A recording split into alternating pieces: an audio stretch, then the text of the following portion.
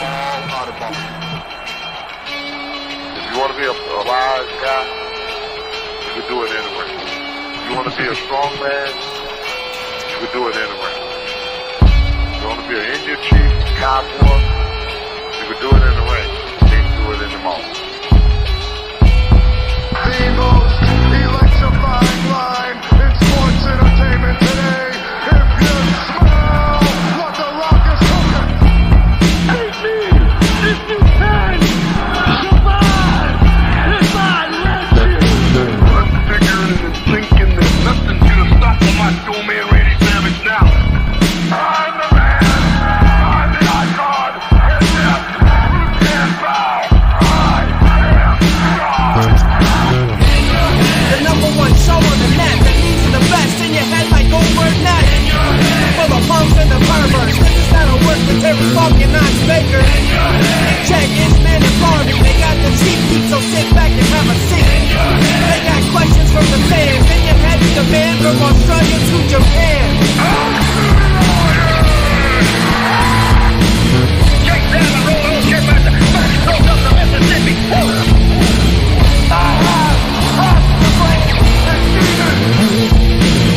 We are bigger. We are faster. And we are all night long. All you idiots, punks, perverts, and fools, be sure and tune in and listen to this show.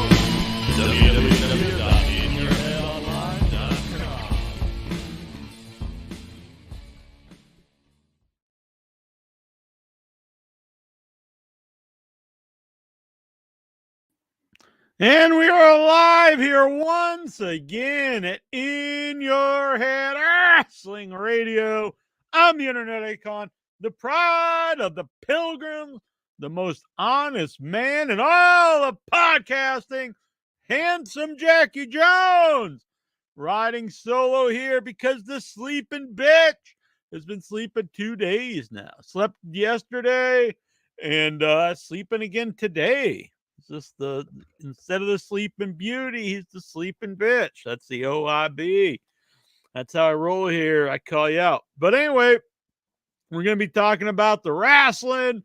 If you want to help out with the Headyverse here, help pay for the cost, help run the show, you can Venmo Headyverse throughout the night.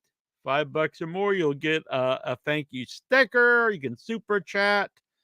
Headybot's playing hardball now. Headybot will be Super Chat exclusive tonight. So if you want to ask Headybot anything, it'll be a Super Chat, whatever it is, whatever the minimum is, $1 or more.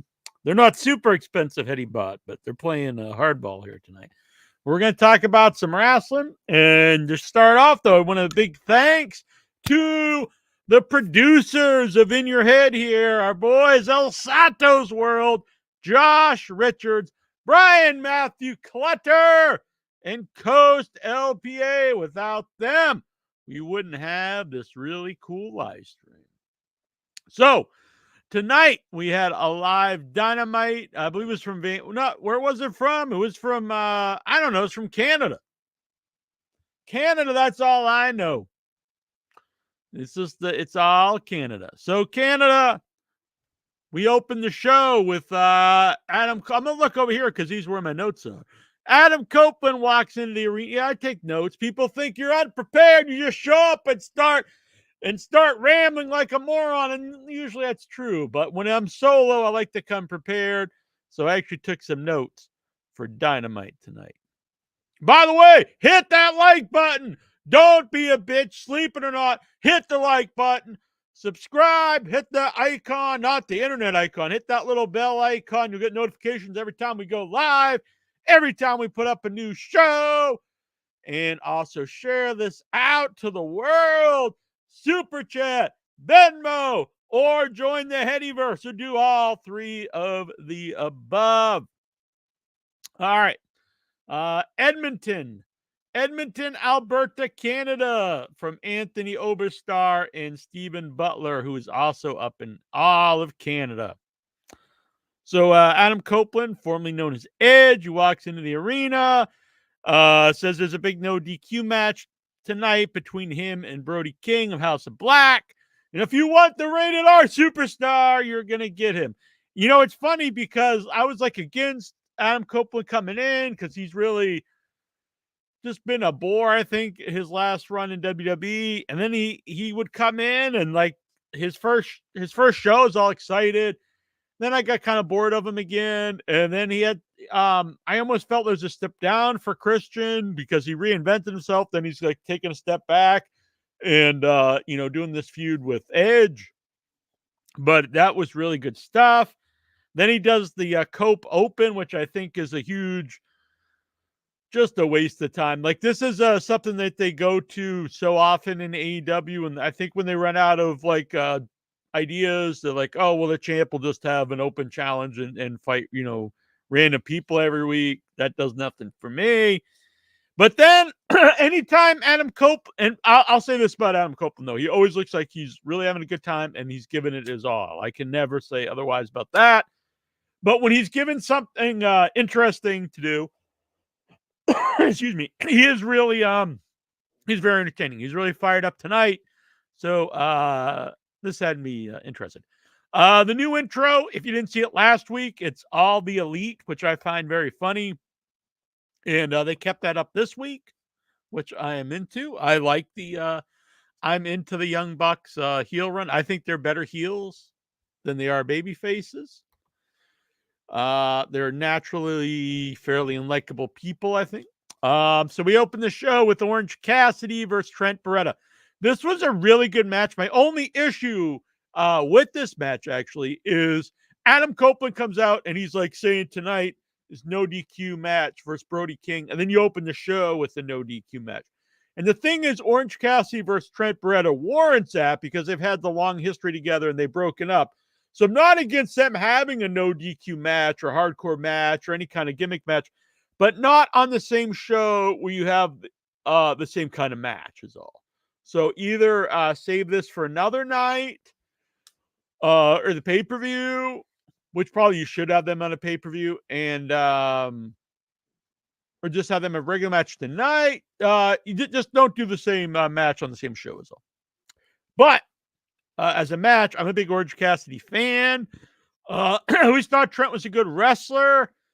And I enjoyed the Best Friends. But he's showing some potential here as a heel. This is working. It was interesting. They had the countdown to Christian versus Swerve pop up in the corner, which is a nice little touch. It's like, our champ will be out here in 50 minutes. Really good match. I'm a big fan of Orange, as I said. People who say he's not a good wrestler, I think it's just they don't like the gimmick. I don't think you can really say he can't work. You might not like the gimmick, but I think his matches are always great. The only thing, so you got Don Callis involved in this, and I think me personally should have just had Trent's with Don Callis. I don't really like that they have two of the top babyface, two of the most popular guys in AEW. Will Ospreay, I think, is probably the most popular guy right now. And Orange is a perennial, favorite. And so you have both of them like teasing that or I guess the one guy is with Don Callis, and now it's teasing that Orange is going to go with Don Callis. And I don't really think that works very well. If he was maybe trying to get one of the two, maybe, but it kind of makes both those guys look kind of dumb, in my opinion, because if you've paid attention at all, Don Callis is not a trustworthy guy at all. So why would they even, think about going with him? And I think we just know that it's going to end up Trent with Don Callis, and Will Ospreay will not be with Callis. And I can't imagine Orange will be. I guess it's possible you could try to do something new with him and make him a heel, but I just, I don't think that's really working. And I say that as a huge fan of Don Callis. I think Don Callis is a great heel manager. He's a ton of heat. So when you have a manager so hated like that, it doesn't really make sense that like they're trying to get these two of the most popular guys. And why would they even think about going with him? It'd be like, back in the day, Bobby Heenan would be coming out. And I don't want to say Hogan because that's the main champ, but, someone I don't know, Hacksaw Jim Duggan or somebody suddenly with Bobby Heenan for no reason. And then we had so anyways, good match. Young Bucks show up. And they so they're driving in and they're taking Tony Khan's parking place, which is, that's kind of cute. Jungle Boy promo and kind of references the Hangman Page promo against Punk when he was talking about you're not the hero that we need, but he's saying that about Kenny Omega. At some point in the show, by the way, I actually missed the Kenny Omega segment from the hospital. I'm not sure how. I don't know if I was making coffee or what, but I didn't even hear it happening. So I was home a little late and I was fast forwarding over the ads. Now, I fast forward over Kenny Omega by accident, but I wanted to listen to this. But anyway, last week, Kenny Omega, really great promo. It's really good when even Jim Cornette was putting over Kenny's promo, but it was good.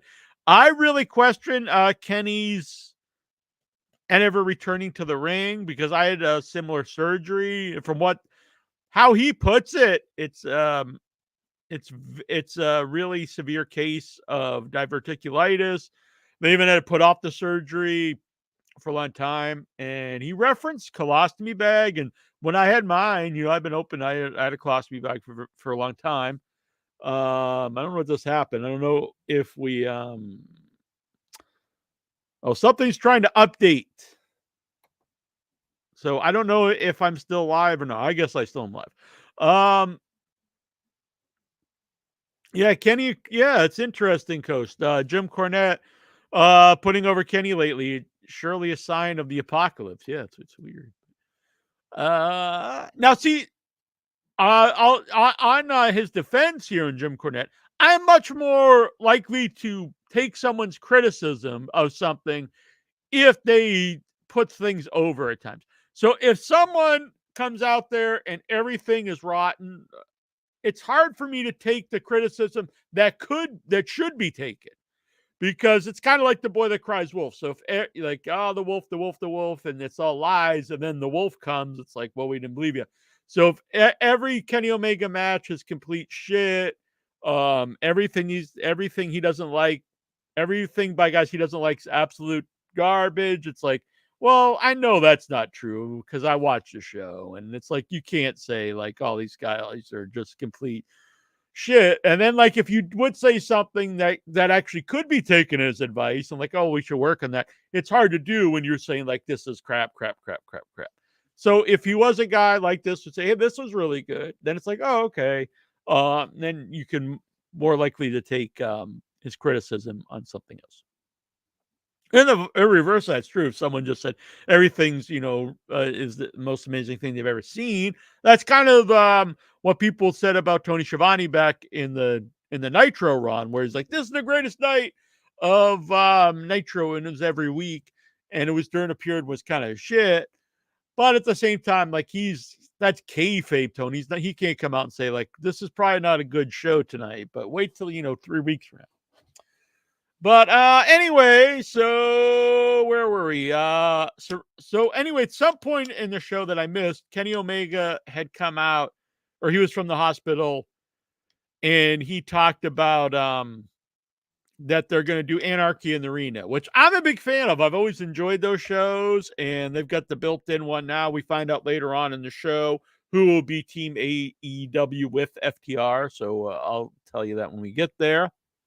But as what I was saying about diverticulitis, when I had it, and I had emergency surgery that they did the surgery right away because I was dying.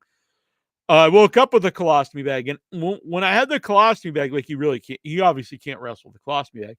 I eventually had the reversal surgery, which means you get rid of the colostomy bag and they reconnect your intestines and your colon, so you don't need the bag. You can actually go to the bathroom again.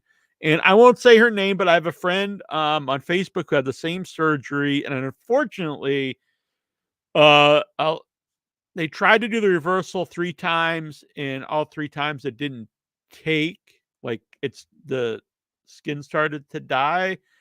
And so after that, or maybe it was just once actually, and they're like, we can't do it again. So now she permanently has a colostomy bag. So That could happen with Kenny. Also, when I did get my reversal surgery, I've talked about this before in the show. I joke about the one part was the sodomy, like I can't receive sodomy. But there was a big list of things I couldn't do. I couldn't ride bulls. I couldn't cliff dive. I couldn't cage fight. There was all these things I couldn't do. Those were the sillier ones to me, but there was a big list of things I couldn't do. Anything that had impact on my body. And I couldn't lift over 10 pounds for like a year. So, like I physically could, but I wasn't supposed to because it would harm your insides while they're healing. So I don't know. I mean, he's a professional athlete, so maybe he'll heal better and stuff. But he won't be able to train for a long time because he'll probably have the colostomy bag for at least 3 months, I think. Then you get the reversal surgery, and that's going to be a long recovery from that. And I can't imagine taking bumps when you can't take any impact at all on your body. And so you're not going to go out there, and especially a guy who takes a lot of bumps. I would say at least probably a year and a half, honestly, before he should come back, if he could come back at all. And, won't be able to train if he can't lift, certain amount of weight.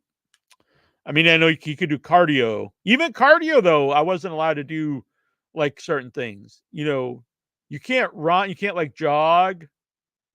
You could probably do like he could do DDP yoga. He could do probably a stationary bike, stuff like that. Nothing that has impact. Jogging actually has a lot of impact on your body, so he couldn't do that. I don't know. It'll be tough, but hopefully he can come back.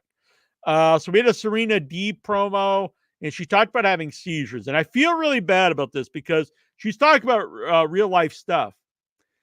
But I gotta be honest, she's just such an awful promo. I hate to be mean when someone's talking about real life stuff, but she is just the pits. Like, she really needs someone to talk for her. She's got to be, if not the worst, like she's in the top worst promos in the company. Just very bad. And then this was all wrong, in my opinion, because for the longest time they were fighting Toni Storm, getting babyface reactions, and really were keeping her heel.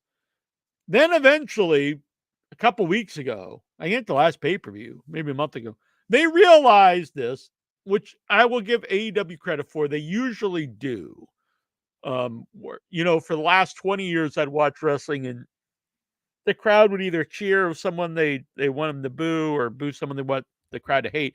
And for whatever reason, they would fight the audience forever and never switch them. But I will give AEW credit. They usually go with this, which I'm a big advocate for. I think it's stupid to fight the fans. Swerve, the crowd was just cheering him. So it kind of ruins the matches if they're cheering the guy they're supposed to boo, or vice versa. It can work in a one-off match like Rock versus Hogan, but if it's weekly, every show, and you just keep writing the show or booking the show where one person's supposed to be the protagonist, one person's the antagonist, and the crowd's having the exact opposite reaction, it's not good TV. So they finally realized that with Toni Storm, and she was a complete babyface on the last pay-per-view. But in this, it seems like she's the heel again, because you can't boo the woman out there talking about she's had seizures and she finally wants to get the championship.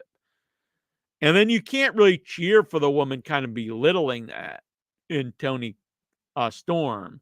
So to me, this is just the wrong direction to go with this. I think you have the crowd already with Toni Storm, so go with that.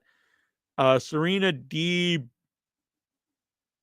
as she's a good wrestler, but she's very bad. Like, no charisma, an awful promo. You need to, I think, probably put her with a group. Possibly,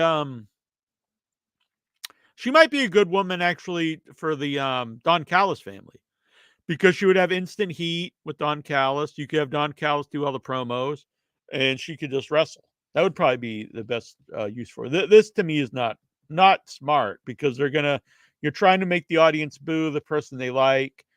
And it's not that they don't like Serena Deeb, but I don't foresee her ever being like a top favorite where people are going, yeah, it's Serena Deeb. So I think the whole setup is wrong. Mariah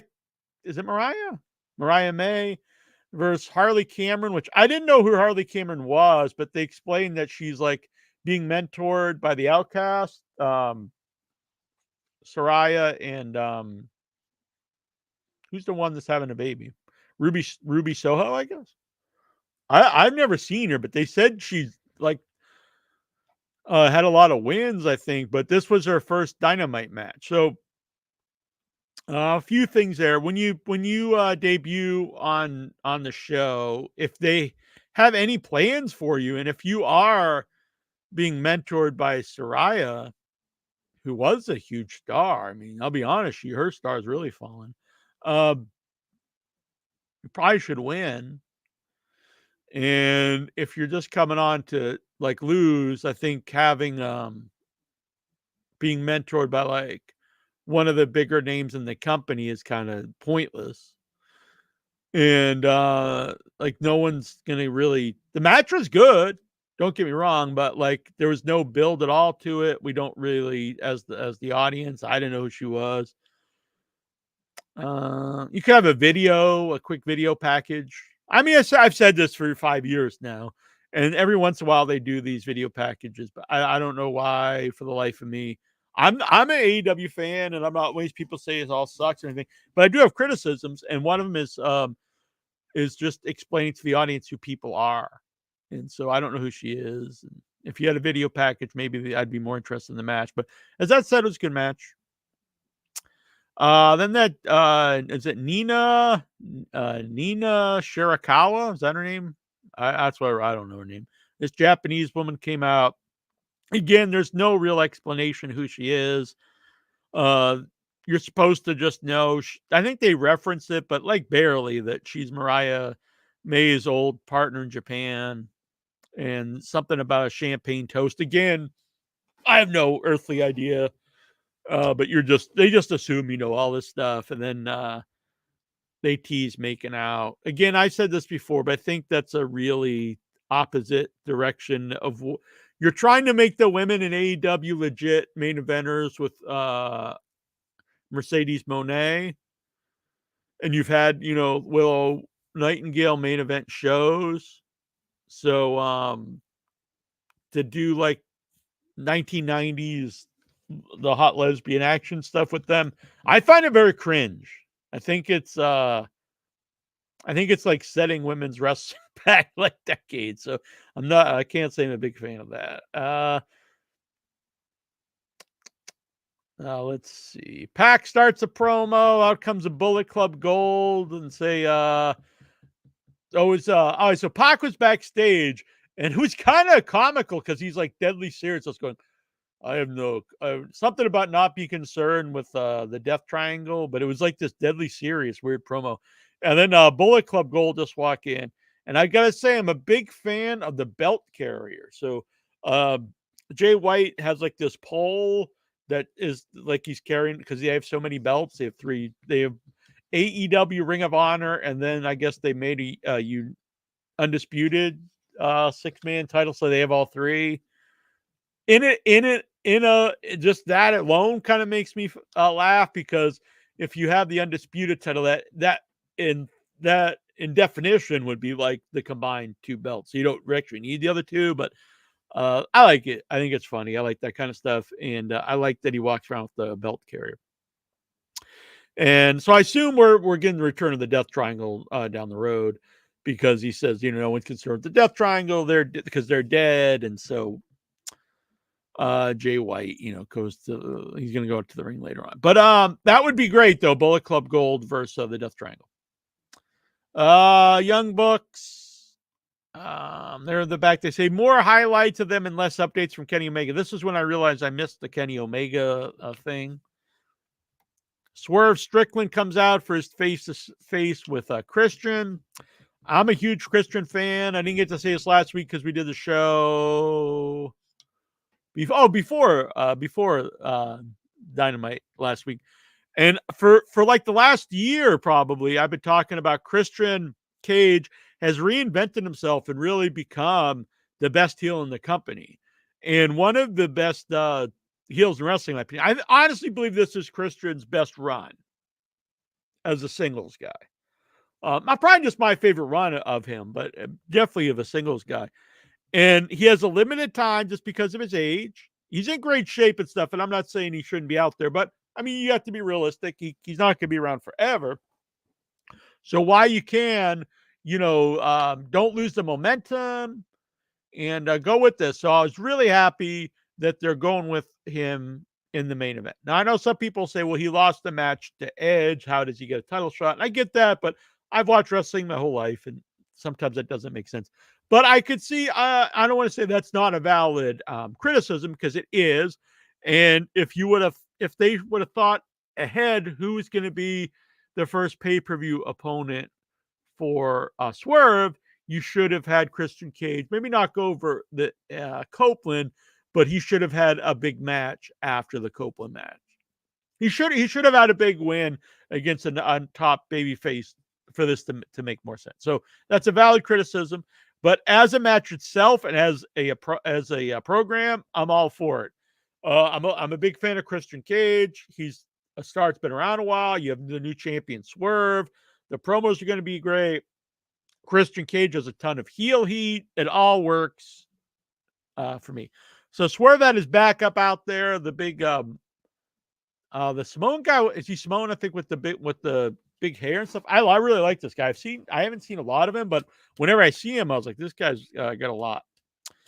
And so this was actually a surprise. Sometimes the turns you can see, but the Embassy turned on Swerve. So Brian Cage and is it Leona and I forget the other guy's name. The two big dudes, they turned, beat the hell out of Swerve, threw him through a table. Cage gave him a press slam from the ring outside the mat. That was pretty great. Anytime Brian Cage wrestles as a big guy, he's much better. And I think I'm going to give a lot of credit to, because I was not a fan at all of him for ever since he showed up. But I think he took some criticism to heart and improved a lot. He works more of a big man. Still does. He can still do a couple, flying moves. That's fine. But he was working all the time like a lucha guy, and it didn't suit him. Didn't even look that great. But when he wrestles as a big guy, especially in a company where there's not a lot of big guys, it's to his benefit. And I really noticed him during the Big Bill tag, which I wish would have lasted longer, because I think both guys really showed a lot in that.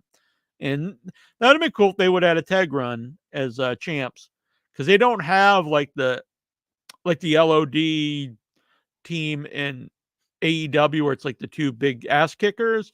And that would work. And some people say, oh, well, the guys are small. That's why it would work in AEW, because it would be the two giant guys, and then they could work FTR. You can work, if you have different styles, that's what makes matches. So you get FTRs like the traditional wrestling tag team, and then you get like some different high flying teams. Then if you had the big power team of Cage and Big Bill, that's what makes the matches fun. I mean, that's what made the matches fun in all of wrestling. That's what Road Warriors' best run was in NWA, and they were wrestling guys much smaller than them for the most part. Then every once in a while you have guys like the Powers of Pain come in and fight them, stuff like that. But for the most part, their best stuff were against guys that were smaller than them.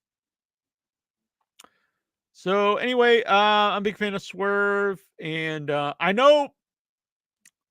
So on was it Rampage? It was either Rampage or Collision. I think it was Collision. Claudio had hinted to Swerve to watch out for Nana or something. So I hope that's teasing something that doesn't happen, where Swerve might, or the Swerve might think that Nana's actually has the Embassy against him. Maybe it's mind games from Christian Cage or whatever. Because I think it's a huge mistake if they actually go forward with that and split Nana from Swerve. That package is really what got Swerve over. it's both of them together, especially as baby faces now. So I think if you split them, you take a big part away from Swerve that's that the fans love. And I hate to say this because I like Nana, he's former guest on the show, but I think you kind of make Swerve useless if you take him away. I mean, not Swerve, I'm sorry. I think you make Nana useless if you take him away from Swerve at this point and just he starts managing whoever. I think that'd just be a huge mistake for everybody. But before we get back, hit that like button. Hit the like button. Subscribe. Hit that icon, the bell icon, not the internet icon. Share this out to your friends. Join the Headyverse. Venmo Headyverse or send in a super chat. Help support the show. Anything over $5, or if you join the Headyverse as a thank you, you will get a sticker. A thank you sticker. Yes. I owe someone this sticker. I forget who it was. I know this one's Coast. And someone else, I forget who you were, got the Braun Strowman, but let me know and I'll send that out to you. Just remind me, just after the show, email me because I will not remember. Young Bucks says, so Christopher Cage goes backstage. Young Bucks are like, that was 4.5 stars. They look forward to doing more business together. This is kind of old school wrestling where all the heels are aligned on some level, which I like that. I know that's some people's criticism where you don't know who the heels are or baby faces in AEW. I don't really find that personally for me a criticism, but I do like that. I do like it when the heels are dastardly and all kind of work together. It's very, to me, it's actually less believable in a way, but I like it. It's like it's kind of cartoony or superhero, or all the supervillains are buddies and hate the superheroes. That works for me. Willow promo talked about her match versus Mercedes Moné. This was okay. Better than this was better promo of her alone than her stuff with Monet. Bullet Club Gold, Jay White comes out with his belt carrier. I'm a big fan of the belt carrier. I really dig that. Versus Rocky Romero. I'm a big fan of Rocky Romero too. I like this. I'm not a big fan, but I like the guy. But he's one of those guys in AEW that never wins a match. So even if he's good, and he'll always have good matches, you just know that he's not going to win this one. So when now you can, I don't think you can have every match, and you probably shouldn't, every match on the show where it's like, who's going to win this? Because then you can't have everyone on the same level. So sometimes you have job guys or even guys like, oh, well, I know who's going to win this. That's fine, but there's a lot of them on the show like that. And so Rocky should get some wins once in a while, just so not only like he might win another match, it also means more than if when Jay White beats Rocky Romero, if we've seen Rocky Romero win a match. Out comes Pac, and Pac, the bastard Pac, and Bullet Club Gold runs away with all their titles. They had a quick video package for Samoa Joe. I like this kind of thing. They should do this more often with a lot of the wrestlers. It's kind of funny, though. This is a wrestler that probably doesn't even need it because everyone knows who Samoa Joe is at this time. But I guess it's kind of to get him over, like he's still around, even though he lost the title. But it was a little funny to me. It's like a guy that probably doesn't need one is getting one, where you've got a lot of people on the show that were big in New Japan or whatever, and we might not know that would benefit more from these video packages. The Learning Tree, Jericho with Big Bill versus Harlan Abbott and Mo Jabari. Yes, Mo Jabari, if you are out there, I want you on the show. A big fan of Mo Jabari. This started out, not this match, but the Jericho stuff started out very rocky, getting this tremendous, not good heat. Like, we hate this guy in a bad way. The go away heat, as people say. It took him a little bit, I think, to figure it out. But right now, this is really working for me, the Learning Tree. I like it. I think this week, the last couple weeks, probably he's had the character down, and I'm digging it. So they destroyed Harlan Abbott and Mo Jabari. And then we had a really good smug fake heel promo by Jericho. He purposely says the wrong town they're in, which was funny. So I liked it. This worked for me. He thanks everyone, even Hook, which I thought was funny because he smashed him in the head with a baseball bat and he's out there. You're like, yeah, I'm the 4 of the world champion, and I hope Hook recovers. And then Tony comes in and says, Tony Schiavone comes in and says that Hook will be back next week, which I expected Jericho to get a bigger like surprise face out of, but he didn't. Then we had Adam Copeland versus Brody King. Fantastic match. I'm a huge Brody King fan. To me, he's the best member of the House of Black. I just think this guy is a great big man. Again, they don't have a lot of big guys in AEW.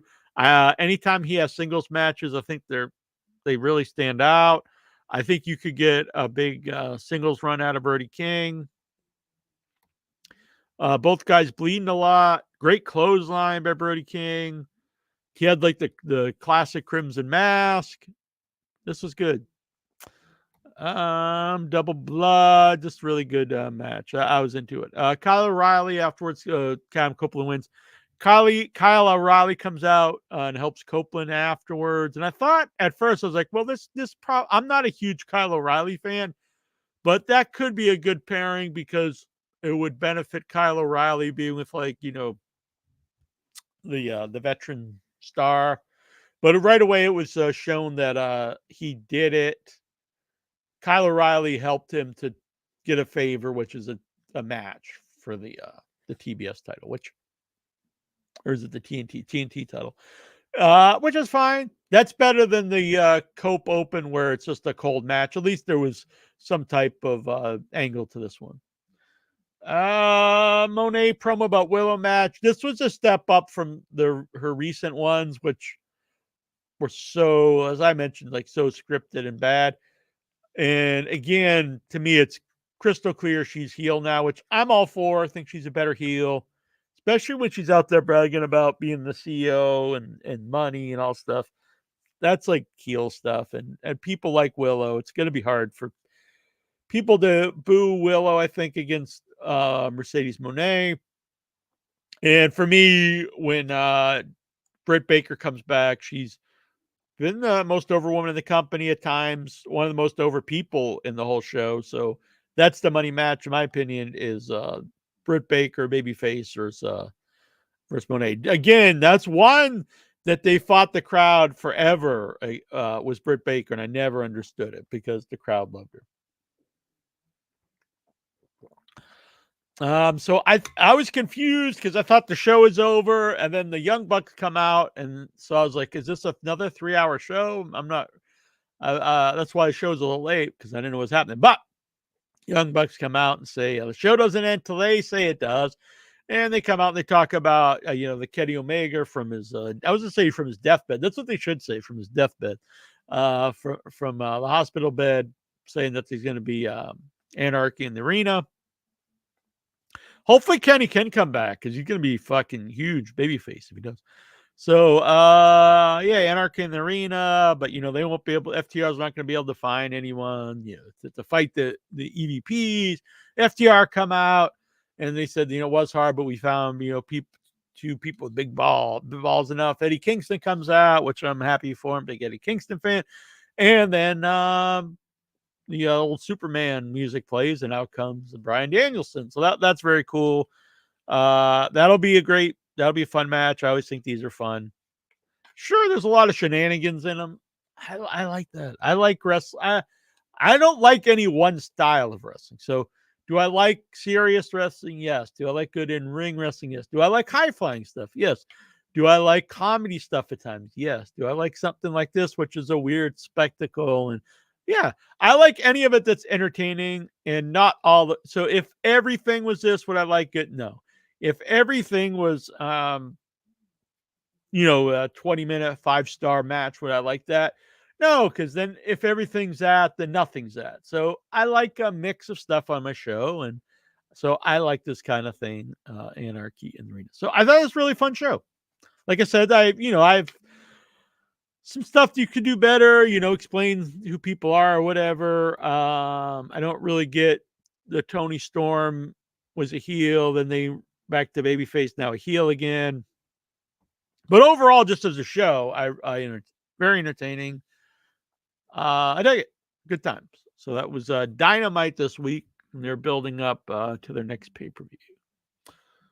Let's see. I agree 100%. Serena Deeb, really good wrestler. Yeah, just a really bad promo. I hate that. Serena Deeb is I don't agree with that because I actually think Lance Storm was a much better speaker.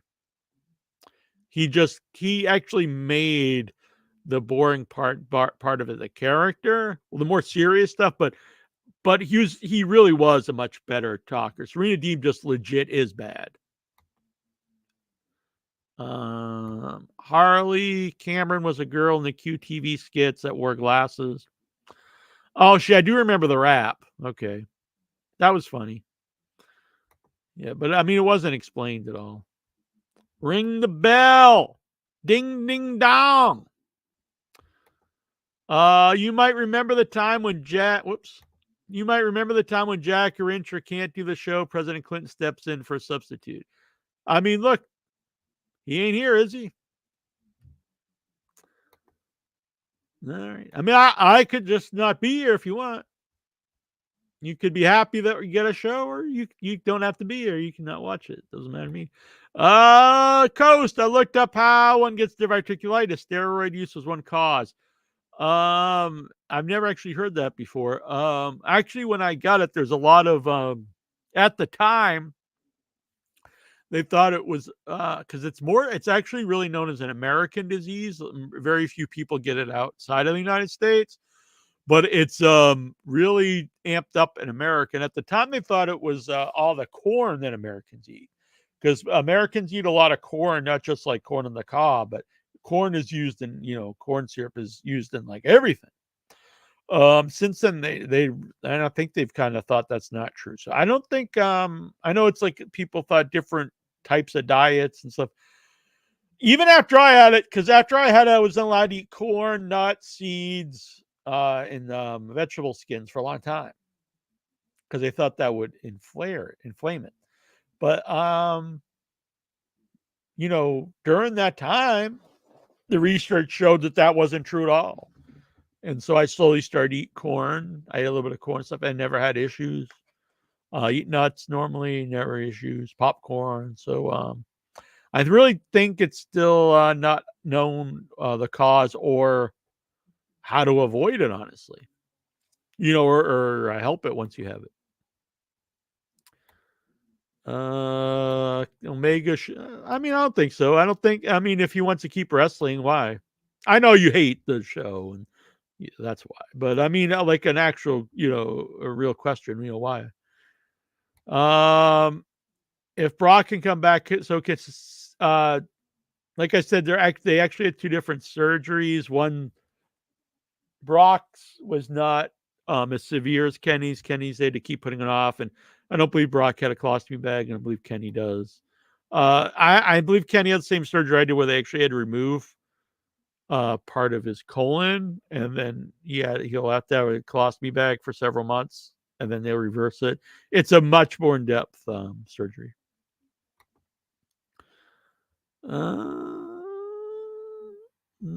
So basically, I would like him to. I don't know. It's gonna be hard. Let's see. Kenny basically booked Anarchy in the arena for Double or Nothing. Yeah, I just went over that. Now, if Jim is even civil to Vince Russo, I can never see him being civil to Vince Russo. In AI, you have to actually tell. Well, not exactly. You have to tell YouTube if you use AI, and it's like representing like a real person. So there are ways around AI. Not that I would know anything about this, but there are ways around AI if you don't claim it's another person. Like HeadyBot. That's not a real person. For example, if I made an AI, well, we already said AI is HeadyBot. But if I made AI of a fantastic singer, for example, but that singer doesn't actually exist, that's a way around that. But I couldn't make AI of a great singer. Like, I couldn't make AI of Tupac and just play it on the show and say this is Tupac. Now I could play an AI of a great singer that doesn't exist. Here we go. And be like, this is, some name. This is for Make up Jackie a name. Jones, the more honest man in podcasting. Bam! This is for the power of goats. And most important, ooh, this is for the heady verse. Oh, yeah. Ooh, my story. This here is my story. Ooh, bound for glory. Women here are kind of hoary. Bound for glory. Shout to William Morley. Bound for glory. Oh, God, still boy.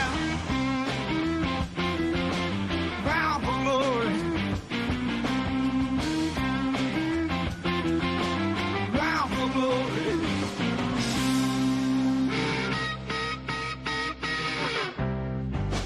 Oh, no, here we go. Misty Rory. No need to worry. We're bound for glory. Shout to William Morey, Morey, bound for glory. Funk brothers Terry and Dory, they were bound for glory. But this here is my story, 'cause I am bound for glory.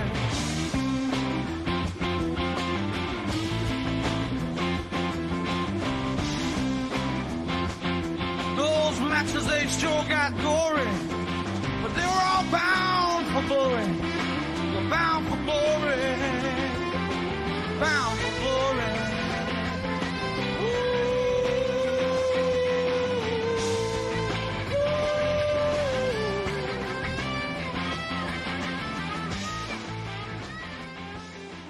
Bound for glory. Oh, good stuff. All right. Damn. Lance Storm's one of the best all times. Kept old school alive. I like Lance Storm. It's hard to determine. I've seen both athletes and couch potatoes get diverticulitis. Yeah. That's it. I've it's weird. I still get mails in the mail for different ostomy products, which is always weird for me. All righty. So I'm going to take some calls here, Zooms, if you guys want to zoom into the show. If not, I'm going to ask these questions. Probably won't be a super late show. Here it is, folks. While I'm getting that ready, I'm going to give a shout out to the members of the Headyverse. So if you would like to support the program here, cover the expenses and their live expenses to run this show. Hall of Famers, Steven Simmons, Mikey B, Vic Schiavone, Frog Tony, Technos, Ricky Ferguson, our big-time producers, El Santos World, Josh Richards, Coastal PA, and Brian Matthew Clutter. And I will not forget our Headyverse member, Stephen Butler, Craig Jolly, Dave Deadman, Chat Whitehead, and Baby Steak Ass Master.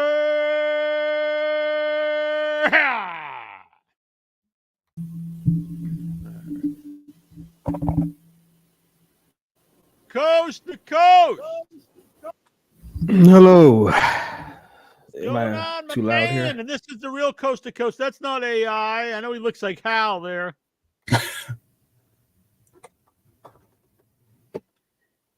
Yeah, it's my camera's behind the table, so sorry I'm about scared, that. I don't dude. feel like going back there. That's all right. Going on, my buddy, my pal, my amigo, my compadre.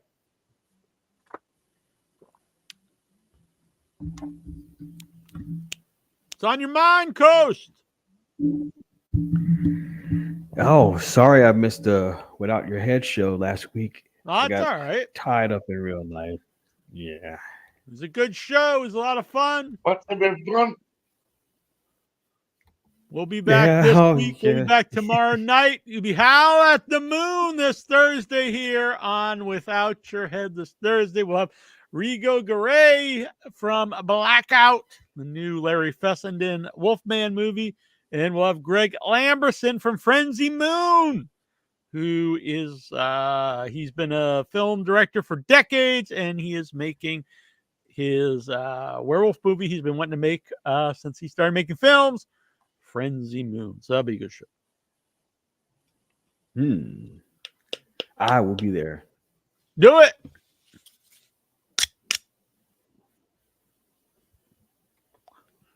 What's on your mind, Mr. Johnny Cakes? Oh, I'm watching the hockey game as I'm listening to you. Good man. So it's a little tricky. Don't you accidentally hear cheering? It's because I undid the mute accidentally. All right. So, like, you know. I didn't know at Yeah, first when I got these that these are actually the Juggalo hatchets. Oh, Yeah, a shit. little bit of the whoop whoop. Whoop. And Yeah, Pepe you're fine. Petit, I hope he's Damn. doing all right out there. Was in a bad motorcycle accident. His knee looks really gnarly. Oh man, yeah, that's brutal. That knee is looking awesomely metal. Yeah. I know you should take advantage of that, Pepe. I'm sure you can get all the chicas now. He'll get sympathy, and then they're into the scars. You know what I'm saying? Yeah, that's what I said too. Yeah. All right, Steven from Toronto. That's how he met his wife. He showed her his big scar. I don't know. But yeah, Steven, what's on your mind before we get to the Raw report? Last week, we had backlash from Viva la France, Lyon, France.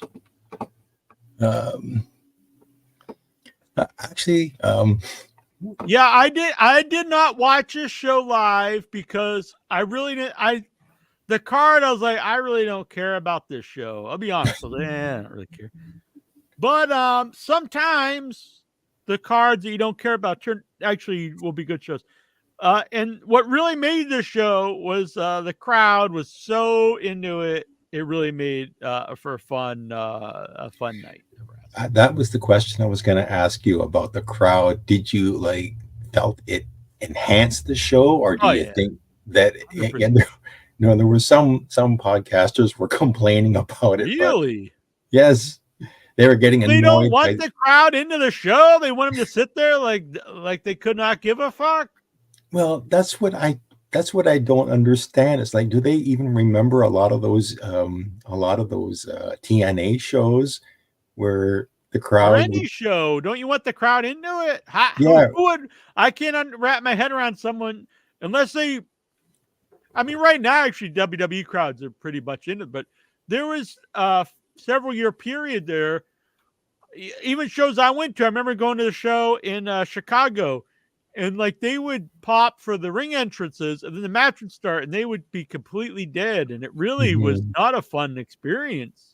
I just sit there and I was like, man, this crowd just could not care less. That's not fun. But when the crowd's really into something, it totally enhances it.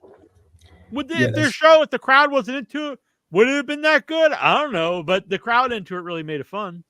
Yeah, the crowd really did make this show because like the outcomes of say AJ versus Cody, not in doubt. You knew Cody was going to win, but you know, going in like I'm a big fan of AJ Styles, but I was like, do I really care about this match? I mean, I know it would be good. Don't get me wrong, but like, I knew there's no way AJ Styles was gonna win. Mm-hmm. I do think that's as much as you could talk about the booking being better under Triple H and stuff. They did not do a good job of setting up. They did a great job telling the story for Cody and then him winning it, but they did not do a good job of setting up opponents for him once he became champion, because the only person that really built up was Drew, and he's involved in the other title. So I don't think there's really anyone that's really like. Usually when there's a new champ, there's like a bunch of people like set up, like, oh, this guy's going to be the next guy going for the title, but really isn't anyone. You know, yeah. At least on the SmackDown side, well, Cody's gonna, he's gonna go through the mid card, I guess, but I mean, like I said, I personally like an active crowd rather than a dead crowd. Yeah, I can't even imagine that being a debate. I can't imagine someone's like, I would rather a crowd that was not into this. That's just, I guess I shouldn't be surprised, but the internet is full of people that will find anything to not like something for. So it's like, what can I not like this show for? I know the crowd was too into it. No, that's what made last year's Backlash in Puerto Rico. Was just the crowd reaction. So it's 2 years in a row. Imagine watching ECW and the crowd wasn't into it. The shows wouldn't be very good. They were fun because the crowd was so into the show. Yeah. So NWA in the 80s, like Crocodile, they were into from the entrance. They'd just be standing around doing headlocks or something, and they'd still be into it. Oh yeah, I remember those NWA shows. Monster reactions. Yeah. You don't really get that anymore. You'll get like people into spots and stuff, but it's very, very not very often is someone just into this, like a roar throughout the whole match. Mm-hmm. So, what was the reason for not like how would that take away from the show? I really don't understand. No, well, I was just listening to one particular podcast, and these two guys. Is it Lexar? Because Lexar is the only guy who actually does preferred empty arenas over like actual people in this. Yes, I'm sure he enjoys. No. But no, it was the French. They described it. I think they described it as like soccer chants, and just one of the two guys was just particularly annoyed because the crowd would just break out into these chants randomly, and I don't know. He is. I think he is one of those guys who wants to find something to criticize. Yeah, but it was a great show. I mean, yeah, definitely. Like I said, I didn't even really want to watch it, and then I heard people talk. I was like, I might as well watch it. And then I was like, the crowd right. It was nothing. I hate to bring this up, but the only match we weren't very into is Cross and the APA guy, whatever the hell they are. Those guys just stink. I guess to say. I heard so much about Killer Cross, and then I seen him. I'm like, this guy's not very interesting. And every time I see him, I'm like, well, I don't see anything here. He was one of the only people not over on Mania too. Well, and the other guys are never good. I don't think the authors of pain. The authors of pain. Yeah. So when I get out this Raw report before midnight. All right. Give me 1 second here. Raw report. I gotta find the Raw report. Here it is.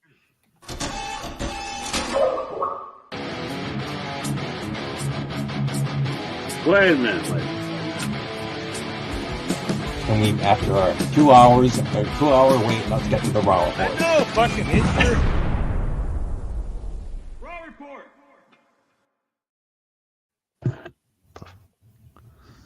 All right, Raw report time. And so we are live from Hartford, Connecticut. Gonna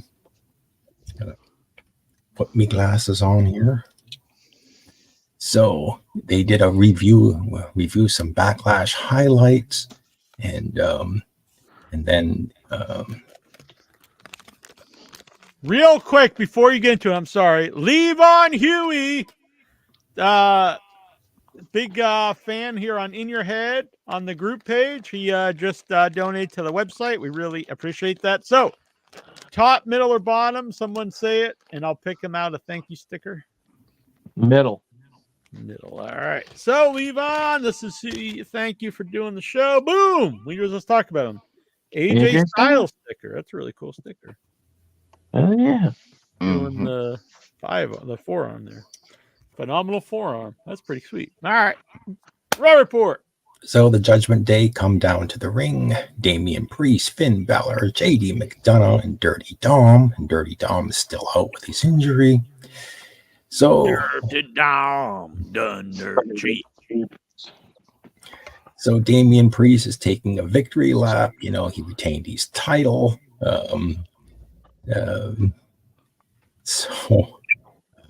He is still El Campeon. I guess that's his new name now, not El Campeon Damian Priest. But he wants to talk about the Judgment Day. What happened? What else happened at Backlash? And I guess he's still angry at the other members because they're always losing matches. Finn Balor, he says he's apologizing on behalf of him and JD at Backlash. But they want to talk about what happened after the match. And he says, I think it was Damian Priest says, "Oh, I lost my cool. I'm the champion, but now I want to apologize." But this JD McDonough guy with the big head, I'm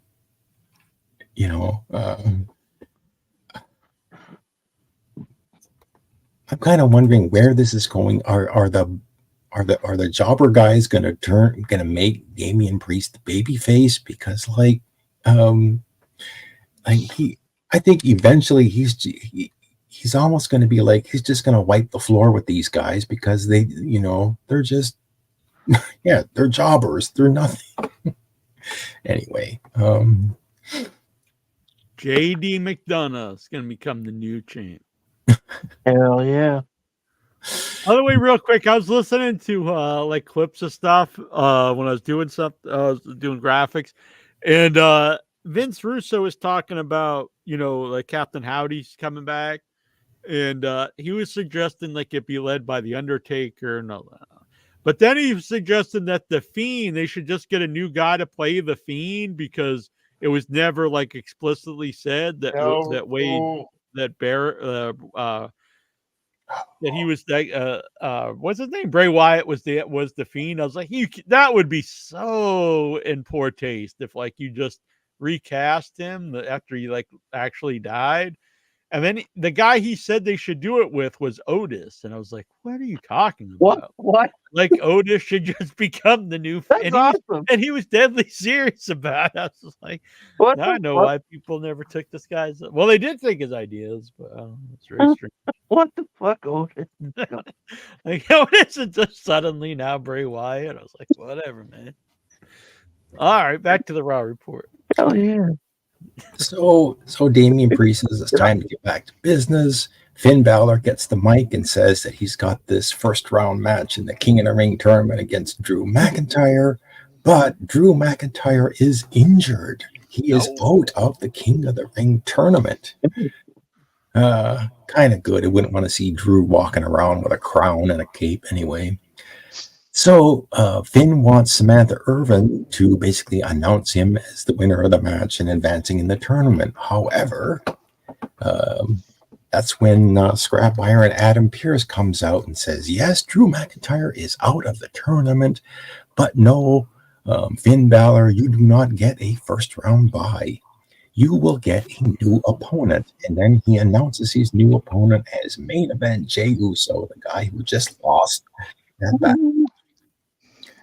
So we get a first round tournament match, main event Jey Uso versus Finn Balor. Towards the end of this match, Drew McIntyre does come out, and he just basically stands there and watches as Jey Uso wins with, I think he, did he get that Uso splash? Got the Sling Blades. Oh, the CM Punk chant. But yeah. A spear. No, he speared him and pinned him. Okay. But Jey Uso is the first one to advance in the tournament on the Raw side. So we get a backstage segment with Ivy Nile and Zoe Stark. I guess they're going to be in a first round match for the Women's Queen of the Ring tournament. We get Becky Lynch walking around the backstage area. And then we get in the parking garage, you get Adam Pearce is with Drew McIntyre. And okay, so this is where Drew McIntyre is so irate that he gets in his car and leaves, and like a second after he leaves, CM Punk shows up in another car, in a yellow sports car, and he basically gets out of his car, and the camera follows him as he tells production to play his music, and then he goes, and then the camera follows him all the way in the backstage area to is behind him as he goes through the gorilla position and out to the entrance and onto the stage, and his music's playing. He walks down to the ring, and once again he I don't think he asked Pat McAfee to time him, but he basically says he wanted to hijack the show and he wanted Drew McIntyre to turn around and come back, but Drew McIntyre didn't. But he said, I'm going to hold this show hostage. I'm not going to ask you what you want to talk about because that's someone else's deal. But he says, I want to tell you a story. And once again, he talks about, I guess it was the Royal Rumble when Drew McIntyre DDT'd him. He said he put his arms up to protect himself and then tore his bicep. Anyway, that was his explanation. Anyway, he says that CM Punk says, I'm a 5-tool player, whereas McIntyre is just a tool. Anyway, so now he says, for months I've had to tune into this show and listen to Drew McIntyre talk about how he prayed he would get injured. Well, so he prayed for this, and now he said that when he's 100% clear, he's going to make Drew McIntyre's life a living hell. So, anyway, Drew McIntyre didn't, like I said, he didn't come out, and that was that. Another promo from CM Punk. We get everyone's favorite backstage interviewer and mine, the smoking hot Kathy Kelly, is with Ricochet. Who cares? Okay, after that we get Ricochet. Isn't he the fast champion or whatever it is? The speed champion. Speed champion. Hell yeah. Damn. So he's the speed champion. Big deal. Queen of the Ring tournament. I legit saw people like, oh, congratulations, and like, I guess, but I'm like, is that really something? Like, I don't really. They're like, finally, they've like, they're giving them this big belt. I'm like, is that really? Let's be honest. In a year or two, is that even going to be around? What's a speed champion? It'll be around in the clearance bin and WWE shop. The speed. Yeah. He'll Right, go the roll the way bubble. 24/7 title. Okay, first round tournament. Io Sky takes on Natty Neidhart. Quick match. Natty has a lot of offense, but in the end, I think Io hit her over the moonsault and pinned Natty, and she advances in the Queen of the Ring tournament. And this is immediately followed by a video. Like I like this sort of like little video introduction of Ilya Dragunov to the Monday Night Raw roster. Kind of gives you a little introduction to him and who he is and kind of how intense he is. So next up is the King of the Ring tournament, Ilya Dragunov versus Ricochet. And what I noticed about this was Ricochet got, like, I would say at least 90% of the offense. Dragunov was being thrown around by this guy, and Really? And Ricochet. yeah. But in the end, Dragunov hit his finishing move, which is like sort of like an elbow to the head on Ricochet. He hit two of those, and then just pinned him. So winner by pinfall. The H bomb, is that it? Yeah. Basically, it's just an elbow to the head, I think. And it looked like, if you look close enough, it looked like he even missed him, I think, on the second one. That was just my thought. I thought he missed him. Anyway, Dragunov advances in the tournament. Next up, we get Jackie Redmond is with Sheamus. So basically, Sheamus will be in the main event against Gunther in a King of the Ring tournament tournament match. And follow that, another Queen of the Ring tournament match, Zoe Stark and Ivy Nile. Zoe hits the Z360 on Ivy Nile and advances in the tournament. Yeah, I thought Zoe Stark probably has the potential, someone with potential who could challenge for the women's title. Becky Lynch and Zoe Stark have had a match before, and I think Zoe did beat her at one point. So at this point, I'm optimistic. Anyway, backstage segment with Adam Pearce and the tag champion, R-Truth, and The Miz comes up afterwards. And then we get a Judgment Day Clubhouse segment. And then we get Chad Gable and Bronson Reed have a match. Strange that you got, again, it's a heel versus heel match. It doesn't go very long because Sami Zayn runs into the ring and attacks Chad Gable. He then attacks Bronson Reed, but then Bronson Reed basically beats up both of these guys again. Beat that ass. Yeah. So I think he gave Uranagi's to both of them, just dropped them and stood over them. So we get another segment with Adam Pearce.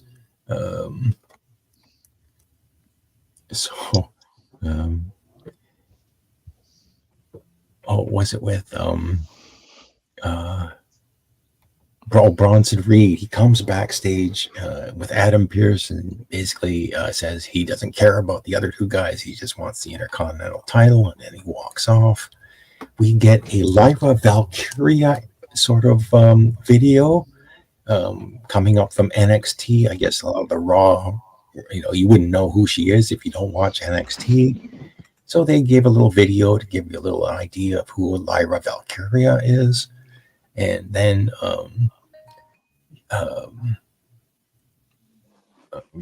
so there's an interview with Becky Lynch after the break, and she puts over Lyra Valkyria, saying after their match in NXT, she beat her for the NXT women's title.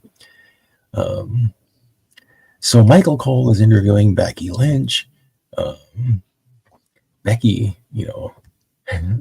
she does her Man's Come Around to Hartford. She Michael Cole congratulates her on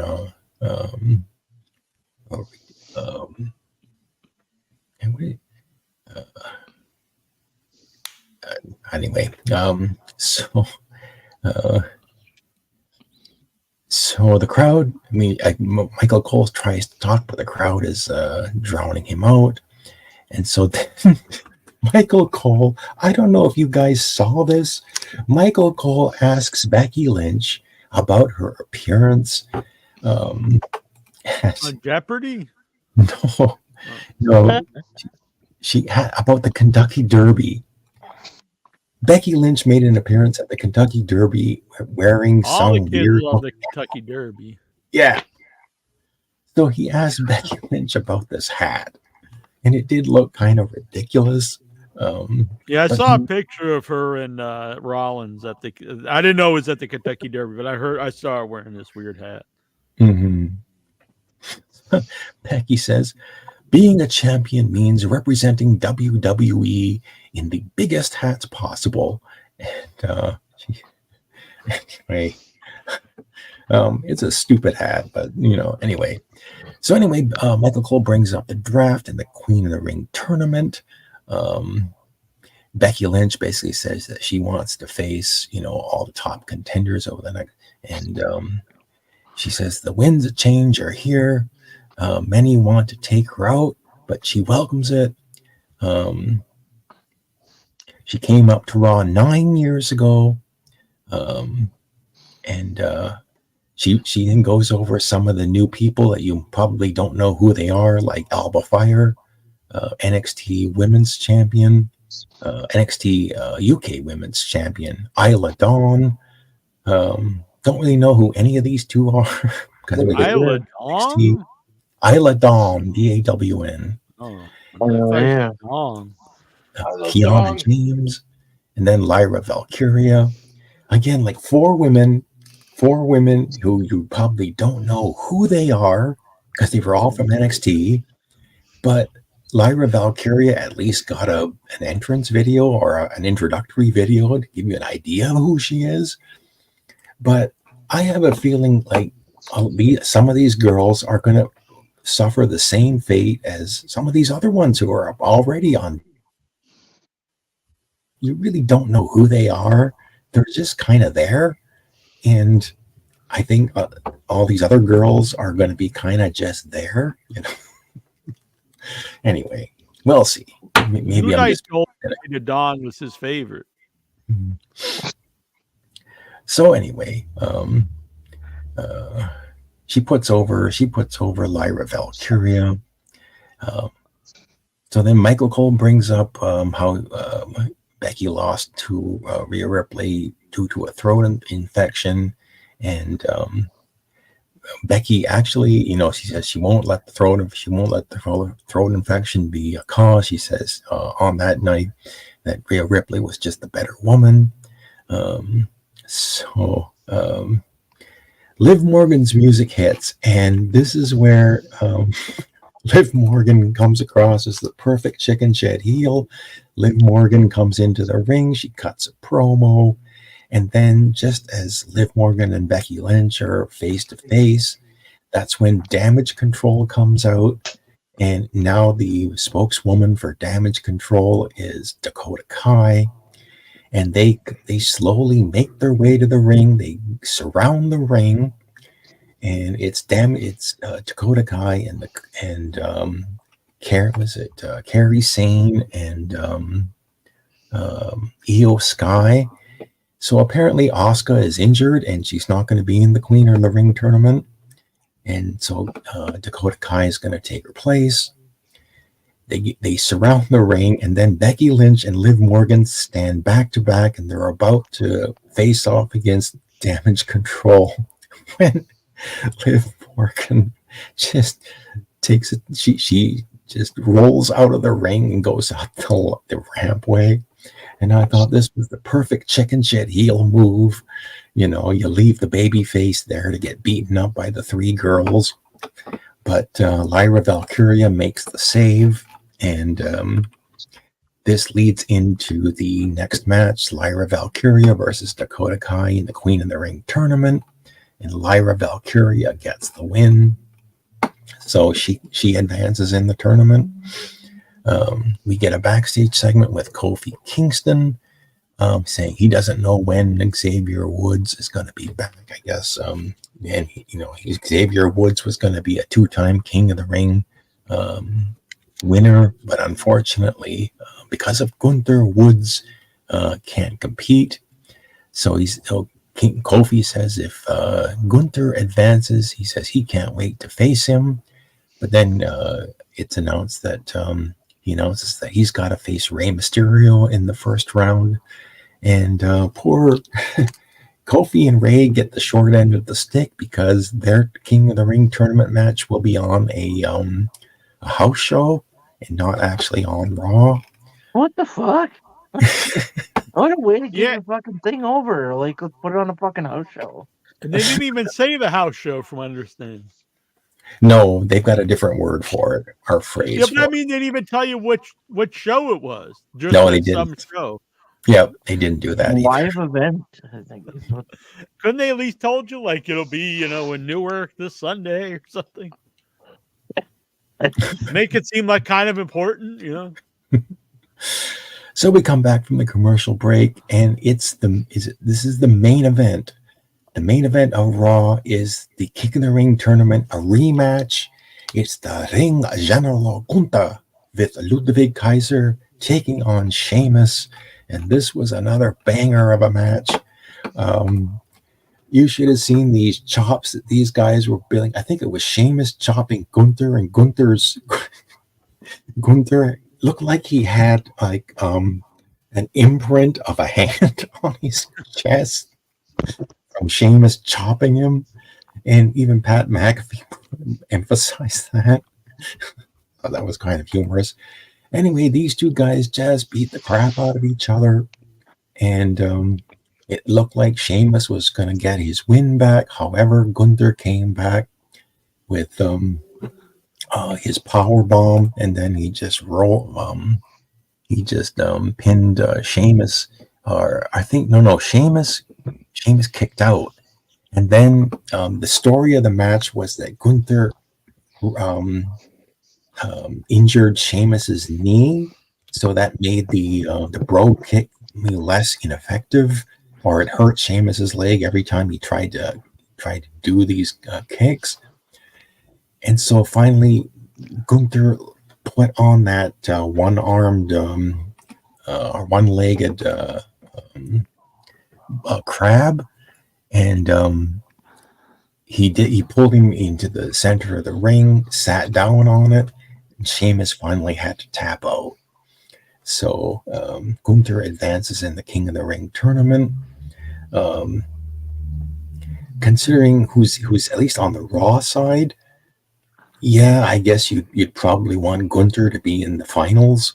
I certainly hope he'll be more of a Steve Austin kind of king if he wins it, rather than all these goofy heel kings who wear the crown and cape all the time. So that was your Raw report. I would say I liked more stuff about this than I disliked about it, so I will give it a thumbs up. So that was your Raw report. Very good. I'm good rooting for Gunther for King of the Ring.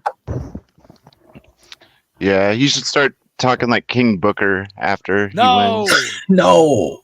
I would root for him and Asuka.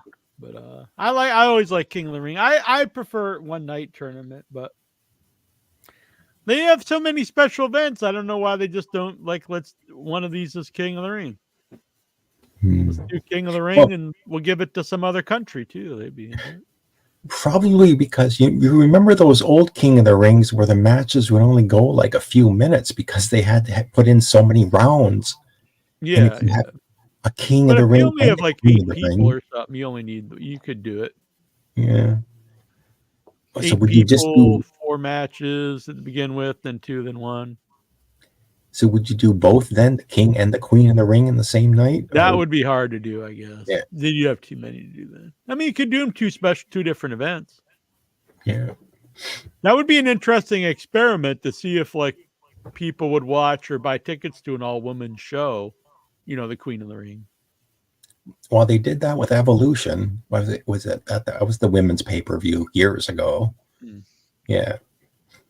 And that was a good show, actually. Yeah, it wouldn't be as big of a gamble now since it's not traditional pay-per-view. You know what I mean? Mm-hmm. I don't know. I don't know. I like it. I think it's more prestigious if you win, like if you have to go through the whole thing in one night. So, Jack, have you caught up? Have you watched any more episodes of The Dark Side of the Ring? No, I need to catch those. I need to watch those. So I just watched the Black Saturday one. That's one I would like to watch because I know like the basics, but it's not something I know a lot of details about. So. I like Cornette's description of the territories. He said it's like the mafia, only without the cement shoes. Or like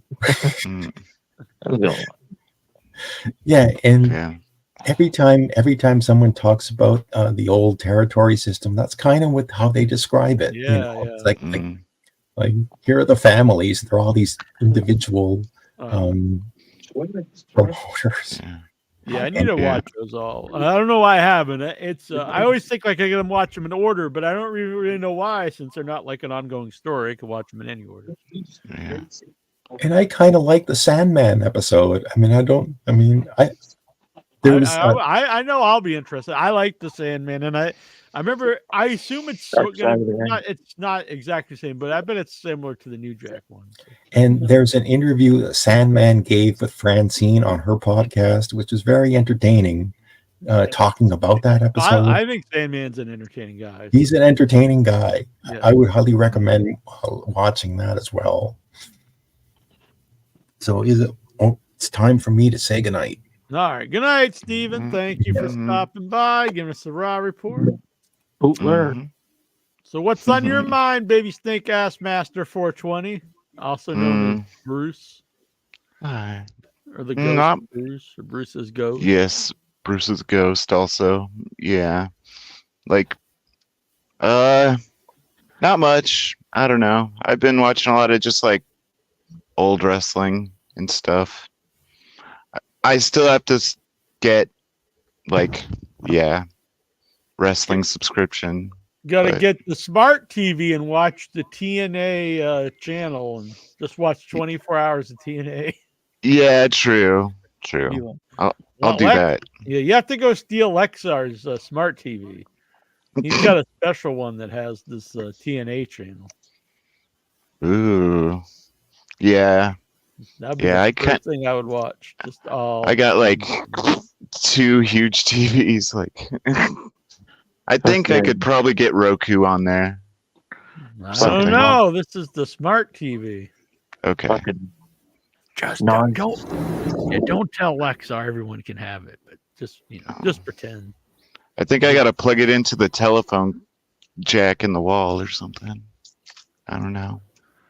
Maybe it'll work then. What's on the Goose's mind? We got the Bruce and the Goose. The first Buddy in your head movie, Bruce and the Goose. Soon AI will be at that level. I can just make an AI movie of Bruce and the Goose. Goose is like, I'm too old for this shit, and I'm like, I'm on the ledge. I'm just like on the edge. Didn't really get to watch much wrestling this week. I saw highlights of Backlash. That whole, doing the whole thing in Europe is kind of not really. I mean, you got to set us. I'm not gonna set. Oh yeah, I wasn't aware. 3 hours on my Saturday. Yeah, it was. But I wasn't even gonna watch it, but I actually didn't watch the whole show. But I watched some of it on the network, and the crowd was so into it. Does make it fun. I can't even put my head around what Steven was saying, where somebody was saying like that took away from the show. That just seems odd to me. I really love shows where the crowd just sits there. They're apparently going with the Bloodline Civil War that it looks like it's going to be. I can't say that really interests me. It seems like people are into it online, but it does not interest me. The Guerrillas of Destiny against Roman Reigns and the Usos, but I mean, then Jacob Fatu is supposedly coming in, and Rikishi. If you have Roman in there and The Rock, I think, but I don't know. A lot of those other guys, like I couldn't really care less about Sikoa. It's like whatever the name Solo. Yeah. I actually really like the Usos, but like their match against each other was just so like nothing at WrestleMania. It's really not brought much interest to me. Kind of cool to see Tonga Loa get a second chance because I mean it was, if you remember Camacho back in the day. Yeah, I didn't realize they were the same guy until I saw it on the group. But wow, they were. Yeah, but it definitely proves that these same people that will say no casual fans know who any of these guys are in AEW, and then they're like, holy shit, Tama Tonga's in WWE, it's the greatest thing ever. And it's like, well, then you know who Will Ospreay is. Yeah. Like, shout out to Vince for trying to make a Polynesian dude a fucking Mexican. Yeah, because I actually did see a little because my mom watches The Dark Side of the Ring. I haven't watched them. But she was I think it was an older one. She was kind of binge watch, and it was an older one because it was about Brody, Bruiser Brody, and Savio Vega was on there, and she's asking me who he was, and I was like, he was on for a little while, and she didn't remember the Bariquas, and I was like, he was also Quang the Ninja, but she didn't remember. And then I was thinking, like, I knew they brought him in, like, because, you know, historically, Puerto Ricans have a lot of fans, like in WWE. That's why they had Pedro Morales the champ. I was like, well, then I was thinking, why did they bring him in and just make him into like an Asian ninja? Like, what was the point of that? I don't know. Ric Flair, I mean, can this guy not go 10 minutes without making some sort of fucking headline? No. No. Causing scenes at a pizza place or some shit. Yeah, that's pretty bad. He's just an asshole, too. Yeah. I want to like Flair, but I can't get behind someone being an asshole to just like people working at a pizza place. Yeah.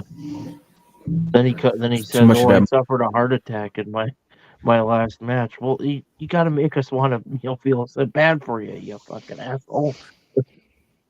What are you saying, Coast? Oh, too much of that mushroom drink that he's peddling. He's probably drinking too much of that stuff. Yeah, the Woo Energy or the fucking mushroom. I would try. I've never seen it for sale anywhere in my life, and then someone's like, "You can't buy it at a store; you have to send for it." And it's like, well, why are you even advertising on TV if you have to like? Who's gonna order like a case of energy? It's like in the drug head shops too. I've seen it in like the tobacco pipe stores. I have some in Boston. Maybe I'll see if I can find one. Pretty sure. You're probably better off drinking Fallout Nuka-Cola. I mean, I really don't drink any of that, but I like to just try stuff. You know what I'm saying? I don't want to sit around drinking it, but right. That'd even be like a shelf item. It would be fun just to drink for the. Oh yeah, just to put up the bottle. Yeah. Yeah. Yeah, I cover up the shelf there during the show. And without your head, you can see what's on here. Usually, I put these down during the rest and show. Yeah. And my other AI movie I gotta make, it's gonna be like Coast and Jonathan Jackson, where they're battling over like the turf. Nice. Okay, as long as he wears the blue and I wear the red. The Bloods and Grips. Yeah. Boys in the Headyverse. Yeah, he can be the Biggie. I'll be the Tupac or something. Right, East Coast, West Coast Cityverse. Yeah, all those divisive, melanated conflicts that go on. Babyface Gangsta. Greetings and salutations, the fine folks of In Your Head. Hope all is well. It is. Thank you, Babyface Gangsta. I like that name. A fellow baby. Yes. Would be a great marketplace ad. One TV, one place TNA. It's smart. If intrigued, call 555 In Your Head. Intrigued. Man. If if Lexar could figure out how to play pornography on that TV, he'd never leave his house. No, and his dick would be all whittled down. It'd be like- Whittled. Oh, yeah. So, hey, I'd buy the TV, get the Sarah Logan channel. You know? Whoa! Whoa. Man. Boss likes him some Valhalla, apparently. Oh yeah. Woohoo! All right, let's get to these questions. Did you see who was challenging? So they're all about this speed shit where it's like 5-minute matches. Yeah, is it 5 or 3? Like, Something like who that. can and, really like, be a fan of this? Ricochet's first defense is gonna be against Ivar. Like, you got a fucking big old fat ass Ivar in a 3-minute match. He's gonna have a heart attack, for Christ's sake. Man. X reminds me of like a Mad Max kind of zone. I don't know why. The thing is, with something like that, like on the X, like no one's really watching that. I don't think it's like you're just scrolling through, and so it's got like a lot of like views, but is anyone really engaged and sitting there and watching all these X matches? Going out of their way. I think it's just like speed. Yeah, it's just someone just on the internet, and it happens to be on your timeline, and you probably click it and you watch a little bit of it, and that will register as a hit. So it looks like, a million people are watching or whatever. But if you would like have a trivia who won these matches, I'm sure most people would be like, who knows? I don't know. And then you're like, who's that bald guy flipping around? Like, who the hell is that guy? Ricochet. They'll ever put out like a best of speed DVD or something? Will Lexar buy it? Let's see here. Here's the link again if anyone wants it. I see Johnny Cakes here in the chat. Boom. All right. Let's see here. Tony Oberstar, would you rather be pissed on or shit on? That's not the. I know he just sent that, didn't he? Why is that showing me first? Yeah, why is that showing first? That's here we go. I think I had it on top comments, and apparently that was the #1 top comment. Hell yeah. If I had to choose, I definitely think piss would be better than getting shat on. Yeah, I might have fun getting pissed on, but just like the splash. I think I have two. Anyway. Look at this. It would depend on the source. Yeah. It would depend on the source animal. Like if it's a rabbit, you can take that. Right, but you don't want to be shit on by anything, I don't think. Nah. I see like a pellet, what you're saying, I guess, but still, like a pellet, and I think we're giving way too much thought. Like pig. Whoa. 2 Luddites. Or someone from West Virginia. Yeah. Oh man. Let's Shout see. out to Nikhil. All Ego Ethan Page was released by AEW. Favorite memories? Mine was the stable with Scorpio Sky and Dan Lambert. Good Lord, Nikhil. I fucking hated that so much. Come on, Nikhil. God, that that'd be period cool. was like one of the few things I really disliked on the show was Dan Lambert. I really have no fond Hopefully memories. he goes of back it to all. TNA. I think Ethan Page showed up and everyone told me he's great, and he went on to never entertain me and had a few years there where I don't think he ever really got over and did ain't nothing that I was into, and now he's gone. So I never thought a thing of the dude. When he worked with the Rascals, like him and Josh Alexander on TNA, they worked with the Rascals. That was a pretty good thing. Yeah, and Moose was on that team too. I do think that he was a pretty good program. I think he could be a better fit in WWE, and I don't mean this as a knock to WWE, but he seems like just like a guy who's like fine at everything, and that does seem to be like what they look for a lot. It's like Theory to me is just like this guy who's like fine at everything, but not interesting to me. But I kind of see him in that. Like he could probably go there and just be on the roster as, a guy they could plug into different spots. Mhm. True. I'd run him through NXT for about 2 years.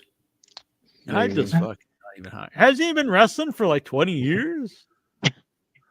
I've heard his name for 20 don't years, know. it seems like. Been on TV for years, and like then you'd have to go to wrestling school. It's like, well, I had all this run in TNA and A, and like now you got to go to wrestling school. I don't know. I looked him up on YouTube, and all that came up was him buying toys. Like Yeah. no wrestling matches. Like No, I can't complain. I like the rest. Will Ospreay versus Will Ospreay via Swerve City podcast says that I didn't know he has a podcast too. He wants AEW to do more international tours and shows, believing that the best way AEW can grow is by travel. My goal is I want to take AEW everywhere. I want to do shows in Tokyo, Osaka, Sydney. I want to go to Melbourne again. I want to do shows in Dublin. What are your thoughts? I don't know if that necessarily grows your company, but I think once you get over, it's good to go around. And I mean, if you WWE's make a lot of money doing that, and they had that big show in London, so it's worth trying, I guess.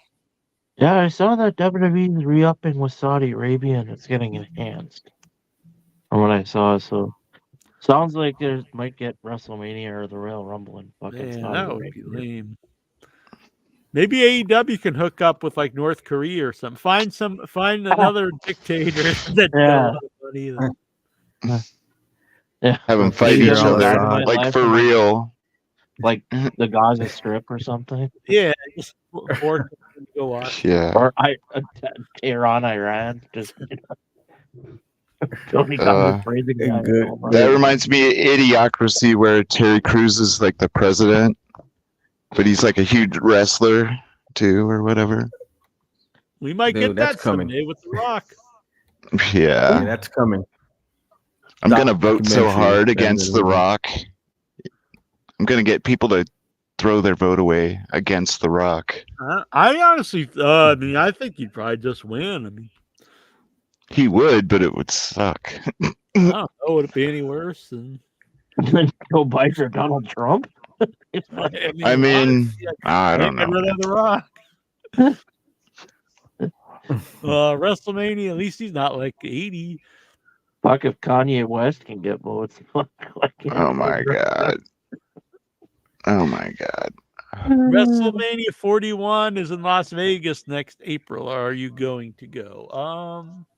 Probably not, but I'm sure that'll be fun. Vegas shows are always sometimes it probably won't be for WrestleMania at this point in time, but sometimes crowds like that can be weird. Like some of the old WrestleManias from Atlantic City don't have great crowds because it was just people who were like gambling and just went there because it was happening.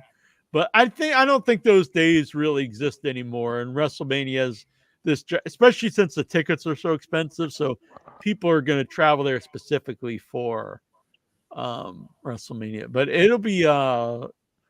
it's hot in Vegas, but at least they won't have to worry about it being freezing like they did in Philly. Yeah. It's like a convention, basically. You know, like a comic book, because it lasts a couple days and there's a lot of stuff going on. And Yeah, it's really just going. People go there for the whole event of it, and other wrestling companies having shows. I'm sure it's cool. I've never been to a modern WrestleMania. I was at WrestleMania 11 and 14. Vegas is surprisingly a source. Like they're an attraction for events. They have the EDC, Electro Daisy Carnival. They got the Black Hat Convention, DEF CON. Yeah, Vegas. They have that big ass spear thing. Yeah, I think I'm gonna go. Yeah, that too. I haven't been to Vegas since it was like, I don't know, 2000 or 2001. It was a long time ago. It was supposed to be in Minneapolis, but our stupid government told Uber and Lyft to take a hike, so no wonder why the WWE said get the hell out. I was 24 when I went to Vegas, so I don't know what year that was. What were you doing there? Well, it was it wasn't long after I was on the internet, and I was talking to to a girl on the internet, and then I went out to meet her. Oh, that's the most dangerous place to go, Jack. You could have Yeah, got married. I was like 24 at the time. She could have been like, got you drunk and got you married. Oh my God. Yeah, I told the story on the show before, but I was talking to her on the internet, and she was like, anyway, I went out there and I met her at Slots of Fun, which was like this real dump. And I met her at like 11 in the morning. And so this was before Uber. So I was taking a taxi to Slots of Fun. And the taxi driver, where was I staying? I forget what hotel I was staying at. But the taxi driver, he's like, you want to meet the oldest stripper? You want to meet the oldest hooker on the strip? And I was like, I don't know. He's like, yo, she's coming now. It's a movie star. Was it superstar movie star? Anyway, he was just, I told the story before, but it's been like 30 years, not 30 years, but 20 years. And it was either movie star, superstar. And he's like, oh, that's the oldest hooker on the strip. And it was like the 7-year-old woman walking down the and he was like, but none of that for you here. It's not legal because it's not technically legal in Vegas itself. You have to go outside Yeah. And he's like, I can take you where it's legal. And I was like, no, man, I just need to go to Slots of Fun. And so I went to Slots of Fun. And so she had brought her friend, I guess, in case I was like a killer or something. And she was there. She was just hammered. And this was like 11 in the morning. That's awesome. And, I didn't Day drink. drinking. Yeah. I didn't drink at the time. And she bought me my first, like, it was a shot, my first like hard alcohol. Oh my God. It was like, I don't know, it was Fuzzy Nail or something. But the and her Jack. and her friend was hitting on this other guy, and she was gonna anyway, the guy then bought me a drink. He bought me a pina colada. And it turned out the guy was more inclined to hit on me than he would be on a female. Oh my God. So that was fun. And then anyway, it didn't go great at that first day because she's drunk off her ass. And then so I was out there for like a week, and a few things, like she wanted me to go to this Mexican bar like that's on the outskirts of Vegas, but she's like, you can't wear. I wore a ponytail at the time. Nice. And I had I was wearing, it was either Eeyore or Tigger, right? Eeyore, Tigger, and Pluto hair scrunchies from Disney World that my young cousin sent me. And she's like, you can't wear those there. You'll get beat up. And I was like, doesn't really sound like a place I want to go. And I remember we went out to eat. I was there a whole week, but one time we went out to eat, and she ordered a BLT with no tomato, bacon, or mayonnaise. And I just like, that's just a lettuce sandwich. You ordered lettuce? And then so the last day that I was there, she was like, now I don't have to tell. I think his name was Dan. I can't remember. It was either Dan. It was a real basic name. I won't have to make up a story where I am at night to Dan. I was like, who's that? And she's like, oh, that's my husband. I was like, oh. What? Oh, man. The plot thickens. Her name was, I think it was, I want to say it was Kara or Trista. It wasn't Trista. That's probably Krista. I actually think Krista. And I just think like it seems like so stupid, but she was like a stripper, but she said she was just doing that to go to law school or something. I mean, it sounds ridiculous now. It probably was then too, but I didn't think it sounded ridiculous when I was like 24. It sounded like a logical.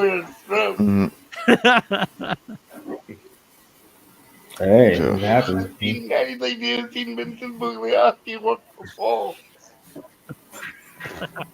Yeah.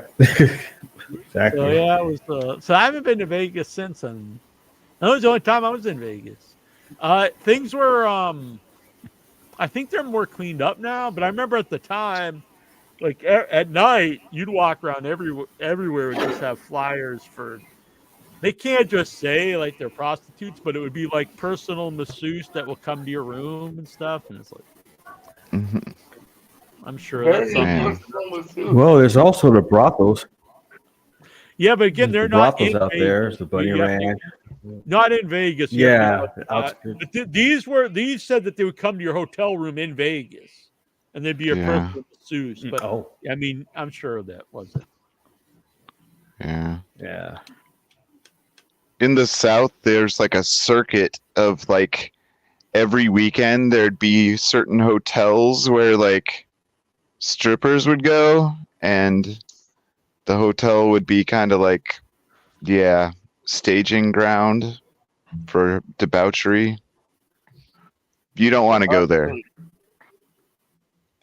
Ludite's all excited. His eyes all widened out. He's like, "Hell yeah." You say debauchery, I say debauchery. Let's call the whole thing off. 5 years ago today, Vince McMahon introduced the wild card rule. What's your Oh. favorite? That was one of the dumbest shit ever. That was about the time I stopped watching WWE. Yes. Yeah. It was the Yes. yeah, because they had the brand split, but it was still wild card. Then we did it on In Your Head where you didn't know who might show up. It might be Clinton, it might be Juju B or whatever. That was just so stupid. Yeah, I remember that. That was really probably the zenith of WWE as like creative. It really just went down the. I mean, it was bad for a while before that, but around that time it got like just the drizzling shits. It's really turned itself around the last year. If you maybe you see a connection there, I don't know. Yeah, I might on be this compelled day- to watch one day. Yeah, it's still not. I still don't think it's great, honestly, but it's definitely better than it was. And there is great stuff on it. On this day in wrestling history, the new WCW was due to launch 23 years ago today, with the Big Bang was ultimately canceled. Any memories? Yeah, I mean, this was a Yeah. year or two in for me being on the internet all the time. I was listening to all the shows. They weren't called podcasts then. There's like internet radio, and I was reading all the dirt sheets. I was reading the Observer. I was reading the Torch. I think I don't know if the guys who do Pro Wrestling Insider now, if they were still doing was it the Lariat? I think it was the Lariat. I don't know if they might have stopped doing it by then and were running wrestling.com, but I was reading all those. I was listening to Meltzer on IATA. For people who don't know, he did Wrestling Observer live 5 days a week on IATA. So I was listening to all that stuff, and I was all pumped up. That was like one of my favorite times to be a wrestling fan, when you had WCW and WWEF at the time, and ECW, and then all of it coming to an end that one year. It was really a terrible time. But I was always a bigger NWA and WCW fan than WWE. So that was a big, it really sucked. And it sucked for all of wrestling, no matter what you like better, because it would be hard to argue that wrestling, that didn't hurt wrestling overall, having one promotion. Mm. But yeah, I was excited. I mean, WCW wasn't that great at that point in time, but I had lived through many periods where both companies would be really bad, but it would always be like, well, who knows, in a year or two, this might be great again. That's just how wrestling was. And there's lots of times I watched WWF and thought it was the shits, but then in a few years, it might be really good.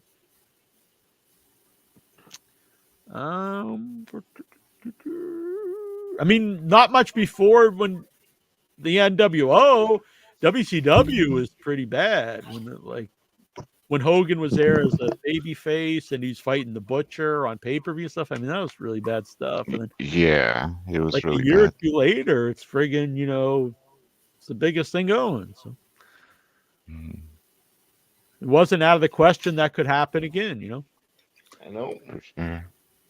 Max Caster, what? I said it might have too. Yeah. There was some good plans. Like they were gonna build around RVD, who was like at that time. I remember like legit looking forward to ECW pay-per-views to watch Rob Van Dam matches. And I really can't think of anyone like that today. Like I enjoy watching a lot of people, but it's a combination of like I've seen so many cool moves and stuff, and we see these big matches on free TV every week. Where RVD, like you would see the clips of matches on ECW TV, but to get like the full match, you'd have to wait for the live one. You'd have to wait for the pay-per-view. So it was a big deal to see like a live RVD match. So the idea of like building, making him like one of your main new guys, that was exciting to me.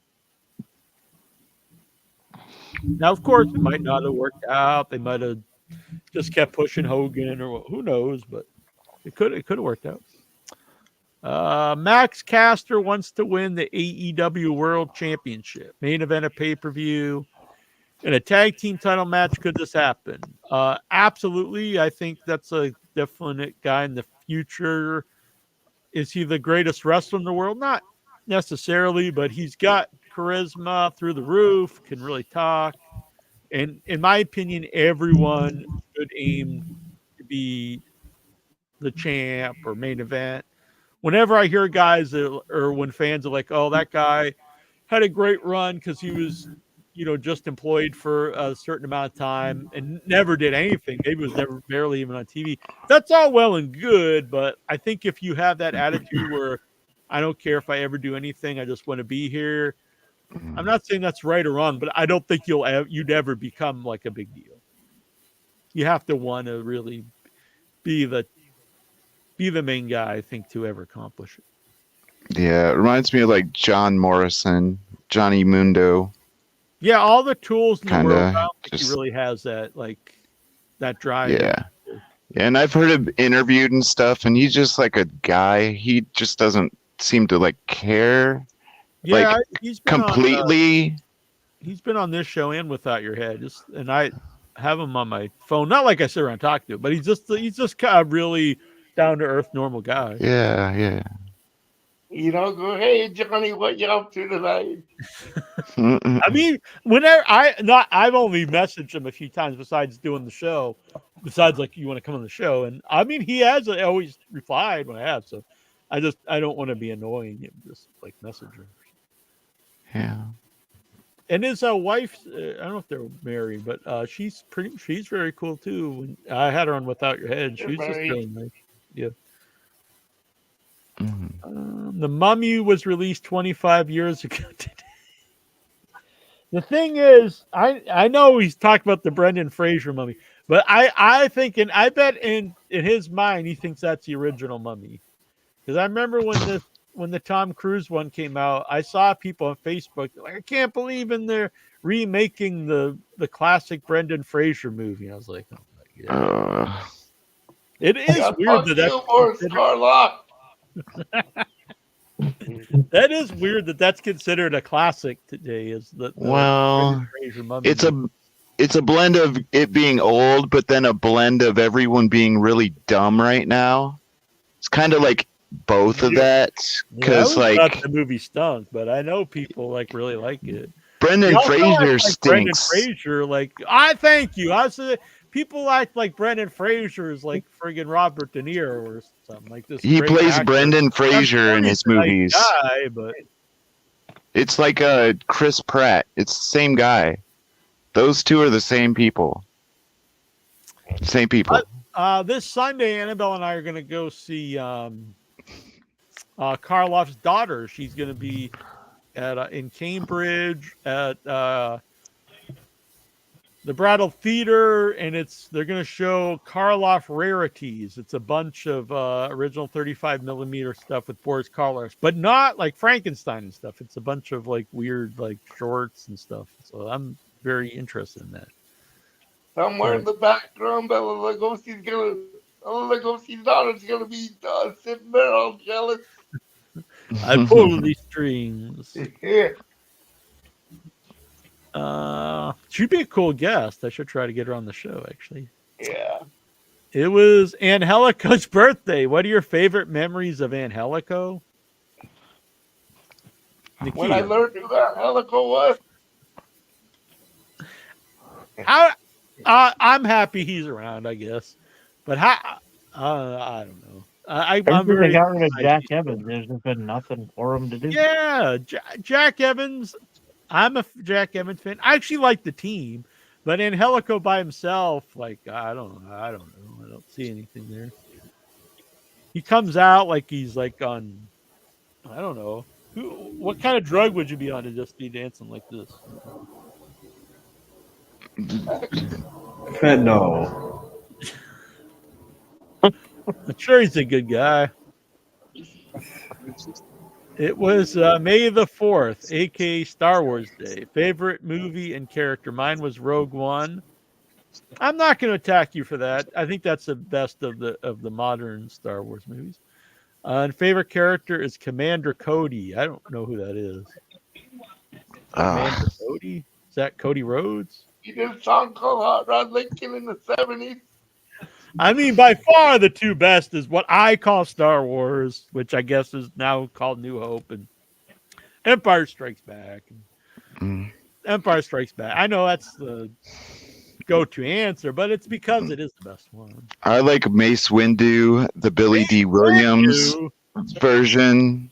No, not Mace Windu, like the Lando Calrissian. Lando Calrissian. Yeah, that's good. That's good. He's my favorite Star Wars character, hands down. Yeah, I mean, I gotta go with Han Solo, I think. You don't like the Donald Glover version? I like them both, personally. I'm one of the few people, not the few people, but I'm definitely the minority who liked the Solo movie. I like Donald Glover in general. Sorry. Yeah, I like. No, that's fine. I liked Rogue One and then Solo. But people will argue that Disney killed Star Wars, but I'm like, did you watch the previous trilogy? That was freaking horrendous. It was terrible. 1, 2, and 3. Like it was like all monologue. Like the whole movie. It's like words, all words. And Star Wars was about like flippant comments and like fucking lasers, but they made it just like, yeah. Space laser. Rogue One, that was good. That I won't berate you for that one, Nikhil. Rogue One. Dave Meltzer had to say on the possibility AEW potentially doing more shows in Europe. The expense is pretty high, so I'd say they probably won't do it. I think the deal is it would probably take somebody from there to make an offer to bring them in. See tourist boards, they're just looking for WWE. AEW's name is not big enough. Like UFC and WWE can get paid by government agencies all over the world. I mean, that makes sense because the name is there, but I mean, you also have to look, though, at that last show in Wembley. I mean, you could use that as like, I think people are interested. I mean, look at this. So I don't know. Yeah, I don't know. The AEW's got the cons who are. Shad Khan is like one of the top 20 richest people in the world. Yeah, so I don't think money matters. Yeah, he's worth more than all the WWE. Yeah. I wonder how much money Tijo Khan has. I mean, if he can make a profit, he'll fucking do it. You know. I tried to get Tijo Khan on the show for years. I think he passed away not long ago.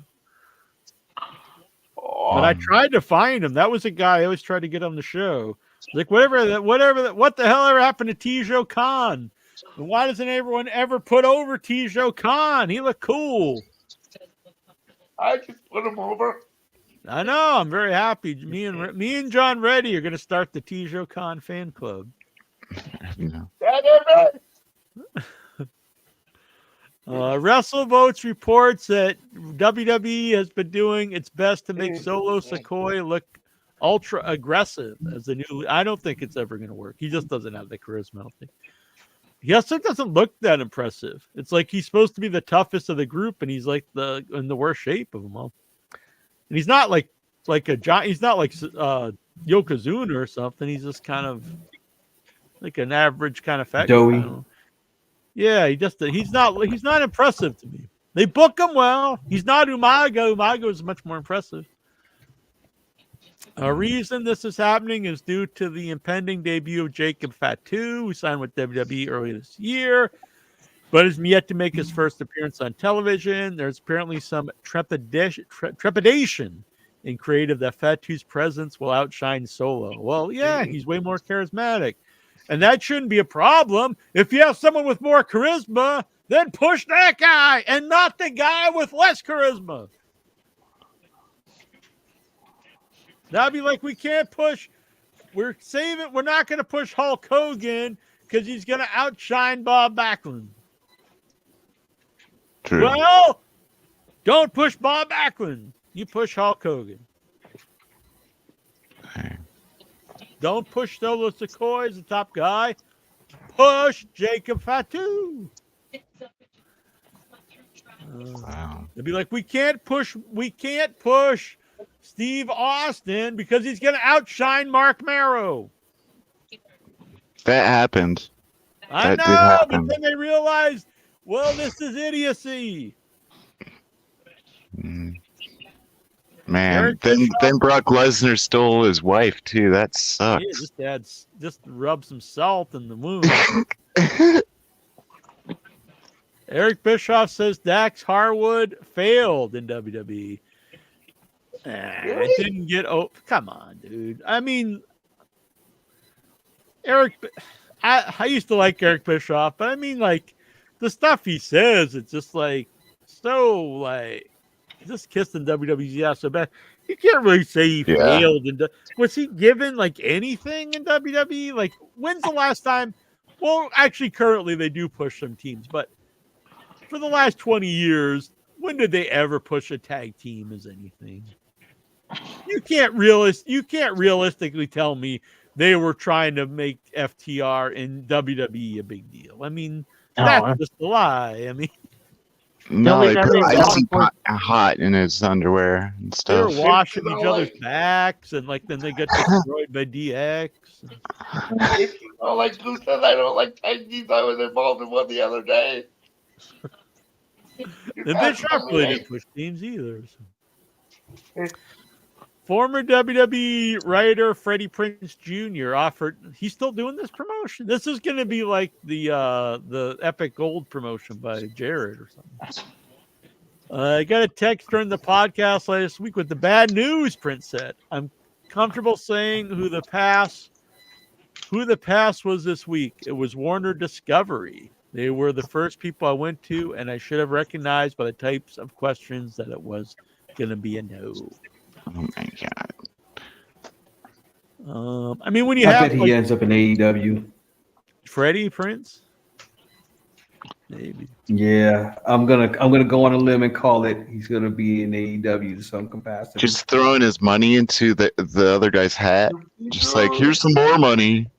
Just have it. Here's my money. Yeah.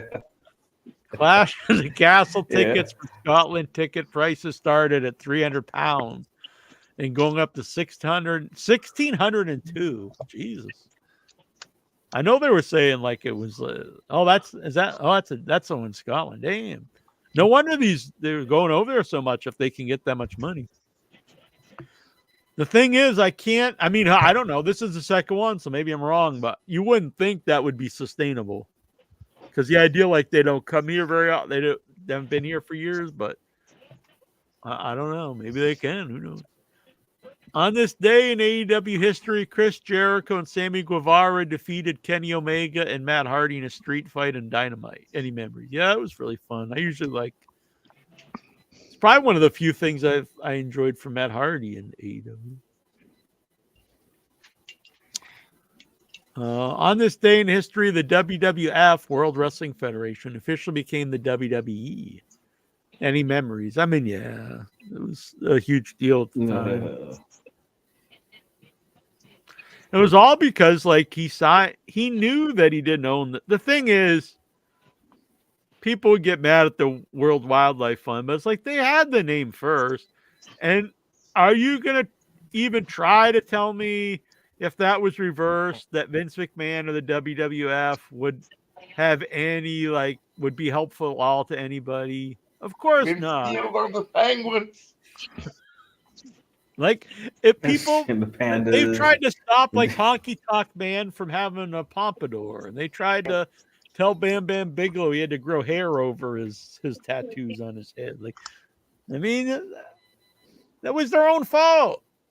Why, if you know someone else owns the name WWF, why not just call it something else to begin with? Yeah. El Torito defeated Hornswoggle in a WLC match at Extreme Rules on this day. Any memories? Yeah, that was actually very fun. It's too bad those guys, like, honestly, I would have liked to see them get a bigger push. They were always entertaining, I think. But Hornswoggle was unable to pee. So. Yeah, right. I liked Hornswoggle. He always entertained me. I like midgets. Little people. I know you can't call midgets anymore. On this day in 2010, Kevin Nash and Scott Hall defeated Matt Morgan in a 2-on-1 handicap match to become the new TNA tag champions. Do you have any? I have no memory of that at all. I probably watched it. I don't remember at all. Was that when Matt Morgan kept beating up all his tag team partners? I honestly do not remember this at all. Yeah, every time he would beat them up in the end because they fucked up. Got Elliot and Pella in here. You wound up defending the belts by himself all the time? Yeah, I don't remember this at all. Oh, yeah. But I know, next to Tijo Khan, Luddite is Matt Morgan is one of Luddite's favorites. Yeah, no thanks. Nobody likes charisma right there. Incha really hates Matt. on this day in 2005, again Matt Morgan. Matt Morgan did a lot this week throughout history. Matt Morgan. That was the one week he was over. He defeated Robert Stone in his WWE debut. That's not the guy from January 6th. Is it? On SmackDown, he debuted with a stuttering gimmick. Were you a fan? I was not a fan of the stuttering gimmick. No, it was no. He wasn't a good talker anyway, and then they give him a stutter. He was all right talker, but the stuttering gimmick is really bad. I mean, I'm not saying he's friggin' The Rock or something, but I wouldn't say like he's a bad like promo guy. He's just fine, but that stuttering gimmick, like who would get over that? Who would even have that idea? Like we have this giant dude who can move around fine. Like I know, let's make him a stutterer. Yeah.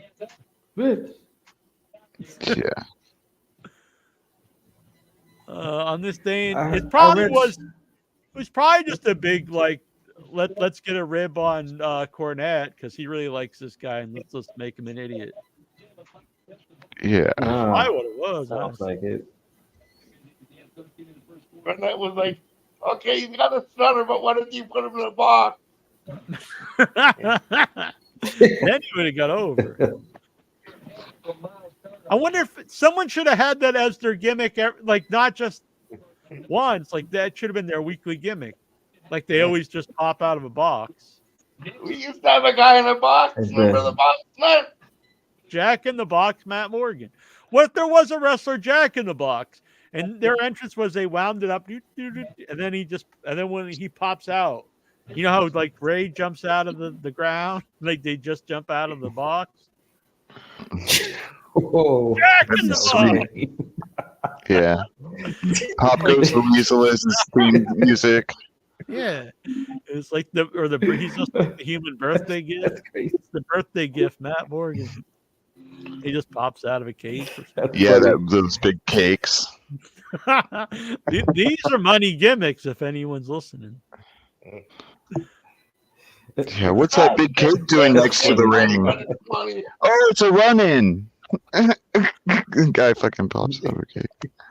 On this day in 2000, Macho Man Randy Savage made his final WCW appearance on Thunder.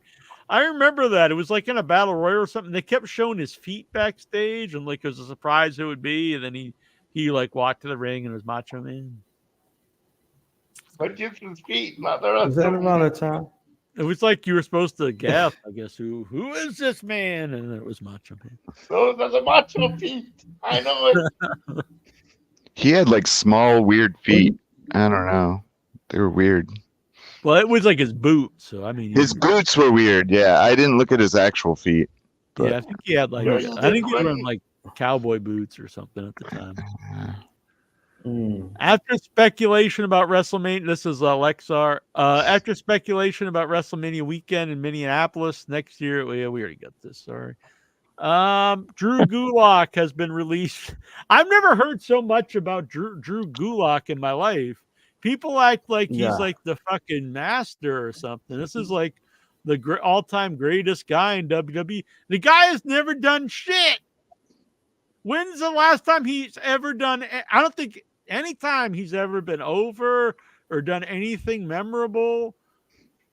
And then people like, I can't believe he got fired all because of Ronda Rousey. Lexar is blaming Rousey.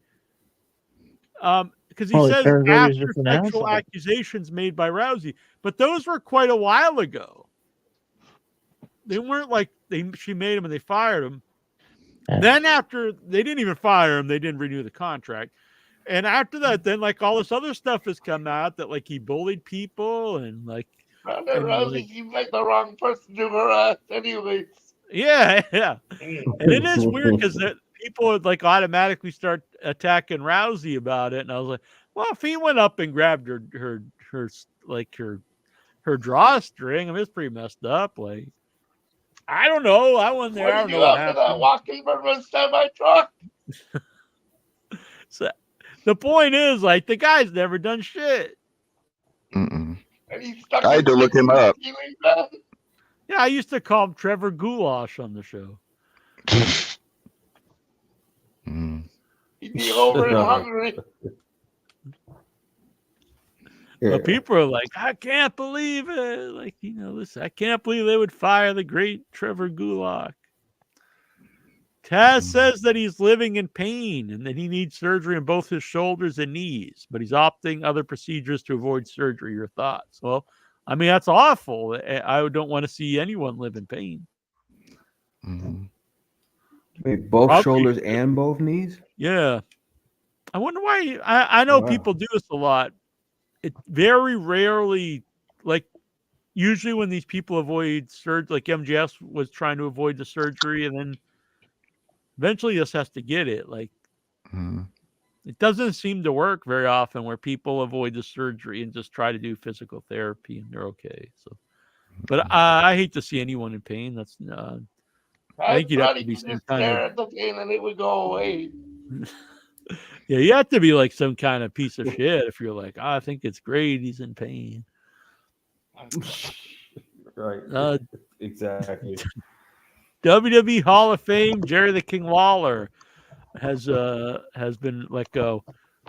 I have to say on this one, I have no idea, but I've heard a lot about how they didn't want to fire everybody at once that was connected to Vince. They let him go over time, not to bring attention to all this. So the timing is a little peculiar to me. I've often wondered why he was under contract for so long and hasn't been on TV besides like every once in a while he'd be on those pre-shows for like, I don't know, 15 years or something. So he has a past that seems like it could be a guy that would have some things in common with Vince McMahon. So I don't know. I have no idea. I'm just saying there could be, you know, a guy that was connected to things that Vince was into, and let's. Well, like you see, like, why is she so old, Vince? that would be his. Yeah, that would probably be the only thing he'd like. He's like, I get all the rest, Vince, but. Terrible. But I'm sure he's a good guy, though. He's a good man. Great with kids. Can Jack and Incher make the AI of In Your Head Bot a weekly occurrence? HeadyBot can pop up, but HeadyBot is now they're playing hardball.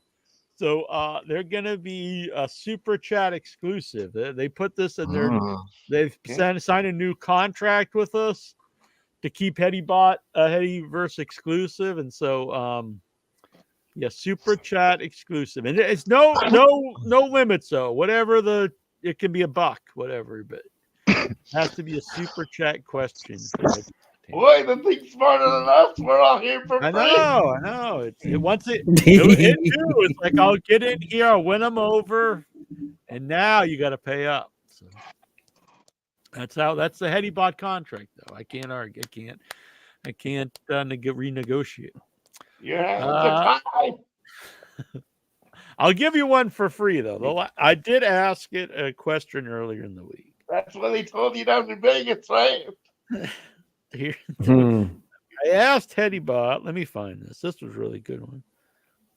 It was something we've always wondered. All right, here we go. I asked it, who has the worst and the best smelling farts in the Headyverse? And HeadyBot answered, a question that delves into the uncharted territories of the Headyverse. Well, I don't have personal experiences or opinions. I can try to provide an answer based on the playful banter and humor often seen in the Headyverse. HeadyBot has a lot of similarities to me, like where I just say, but he's a good man or something at the end.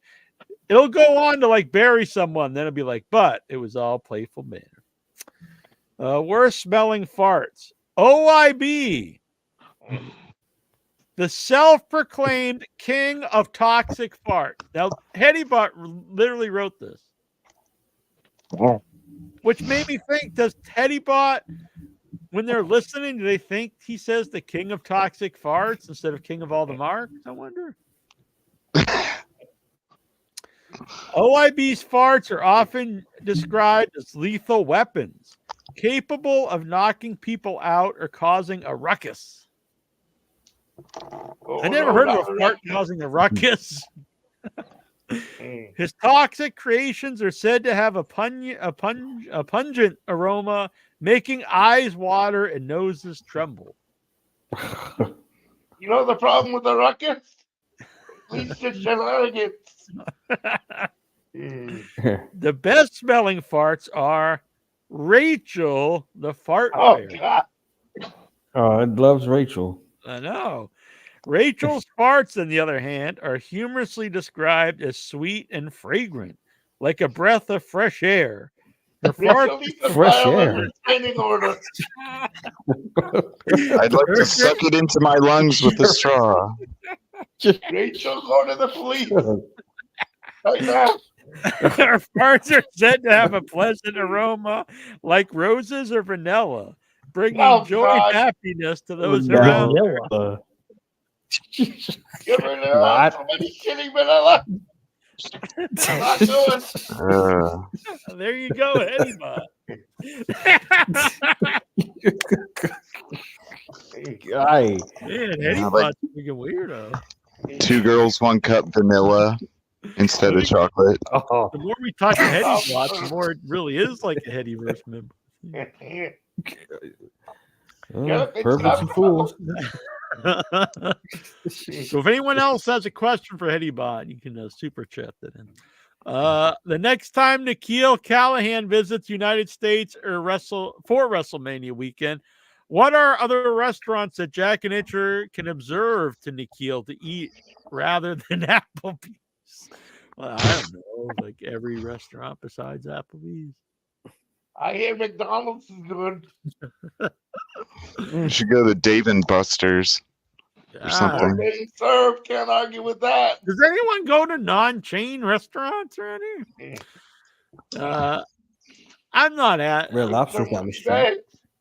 I do all the time. What? I don't know. You asked a really mean question to Bruce. I'm not asking that. That's not very nice. Sean Green, Kyle O'Reilly versus Will Ospreay. Do you want to see this? I'm not a big. I'm sure the match will be good, but Kyle O'Reilly does nothing for me. I don't find him interesting at all. He's from my province, but He has good matches. Don't get me wrong, but I don't find him interesting. Nah. Like I said, he's from my province. Not interesting here at all. Did he start out as like Sheamus's like henchman? Did he? I don't think. No, I don't think so. I don't know if he did. I don't know. I just remember him in NXT. He was in NXT. He was part of Undisputed Era. Yeah, Undisputed Era. And before that, Future Shock.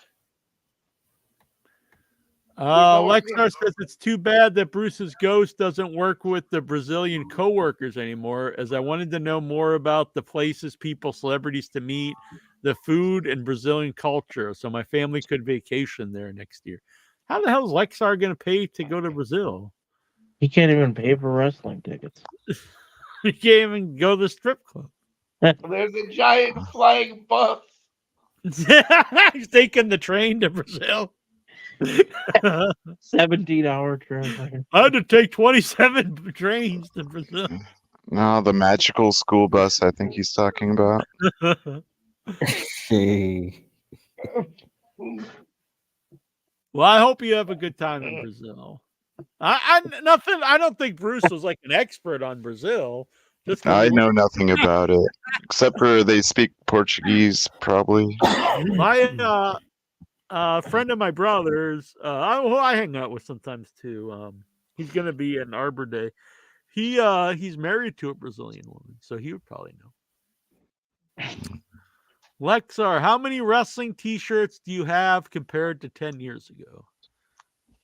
Actually more, because I get the Pro Wrestling Crate, so I used to get 2 every month, but now I get 2 more every other month because they made it bi-monthly. Besides that, I really never buy any. Let's say I go to a show, or maybe I might buy one. You mean you're not perusing WWE shop and buying the great designs every week? No. If they, I might buy.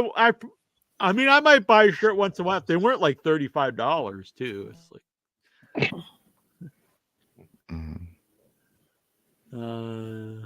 Lexar, do you get angry at society? Who doesn't? I fight society. I get pissed off and be like, "Fuck you." Fuck you, society. Take this. Would you rather be pissed on or shit on society? Yeah, misanthrope.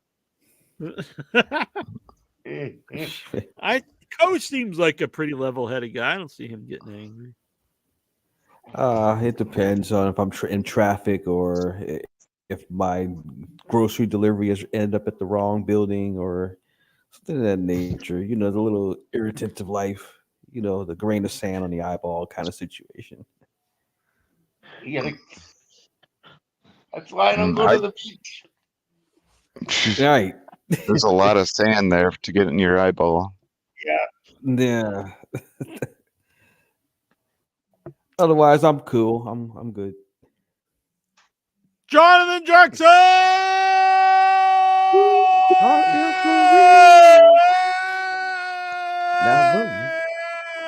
wants to know, what's your favorite Jonathan deli Jackson? meat? Uh-oh. Coast isn't going to be cool anymore when he sees us coming into his turf. Oh, I'll tell you, we should do that Outcast, man. I'm Jonathan Jackson. Ooh, out there for me. Okay, I won't sing anymore. I do think about that. I saw Gummy Bologna yesterday. My name's Janet. Oh, Gummy Bologna. Yeah, it's like Oscar Mayer package, and it looks like bologna. It's not flavored, but that's the problem. If I buy this gummy stuff, I want it to actually taste like something like that. Like, someone gave me a jar of gummy pickles, and I was like, cool.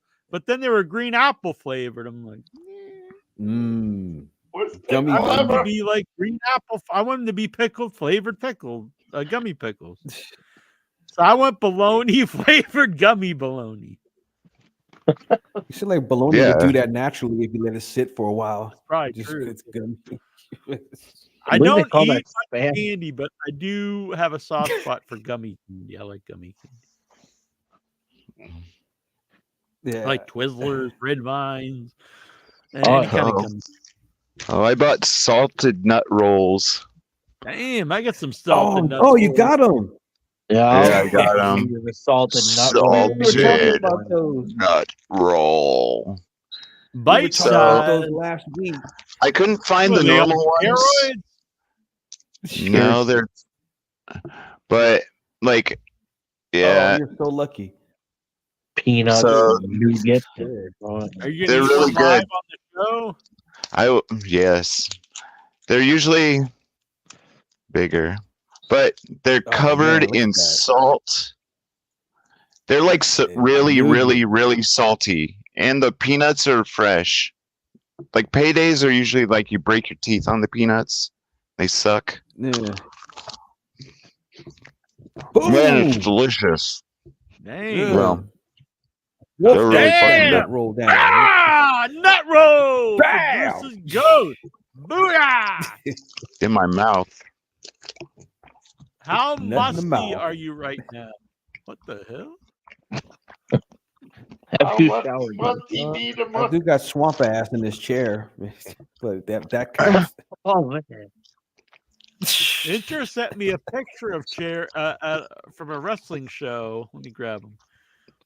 He was at a wrestling show this weekend, a local wrestling show in Huntington, Wow. and he had front row seats. He sent me a picture of the seats. Let me grab them. Oh no! Oh, no. Where are we going with this?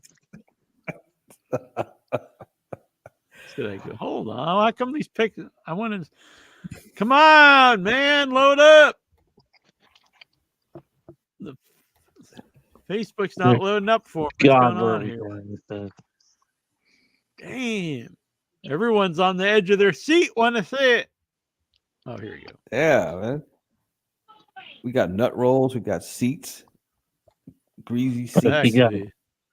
I want to see a turd on that seat. A Big turd. wrestling show in West Virginia. What's happening here? Count the teeth. Oh, it's giving me this stupid no end-to-end encryption shit. God damn. Booty seat. Booty seat. Booty seat. When you go to a wrestling show in West Virginia, does your cousin get it free? Yeah. Only if you make out with them. Well, that's a You have to game like of hold fun. hands. Sorry. Oh, Oh, 6 fingers. Oh, here. hey, don't apologize, man. You have nut rolls. Yeah, you're the luckiest man on the panel. They're good. They're good is an understatement, brother. Mm-hmm. Here we are. So this was a local show, Huntington Championship Wrestling from Huntington, West Virginia. Upload this photo. This was right from my chat with OIB, the 1-inch biceps. This is not AI. This is not HeadyBot. This is a real photo that was really in our group chat. Oh, good. Oh, come on. Thank goodness I Nice. wasn't eating. There is a turd. That's awesome. Maybe someone just had some salted nut rolls in their pocket. Oh no. Well, Yeah, that can probably. theoretically happen. Like, There's no but the chocolate ass on the has to be salted big. nut roll. Oh.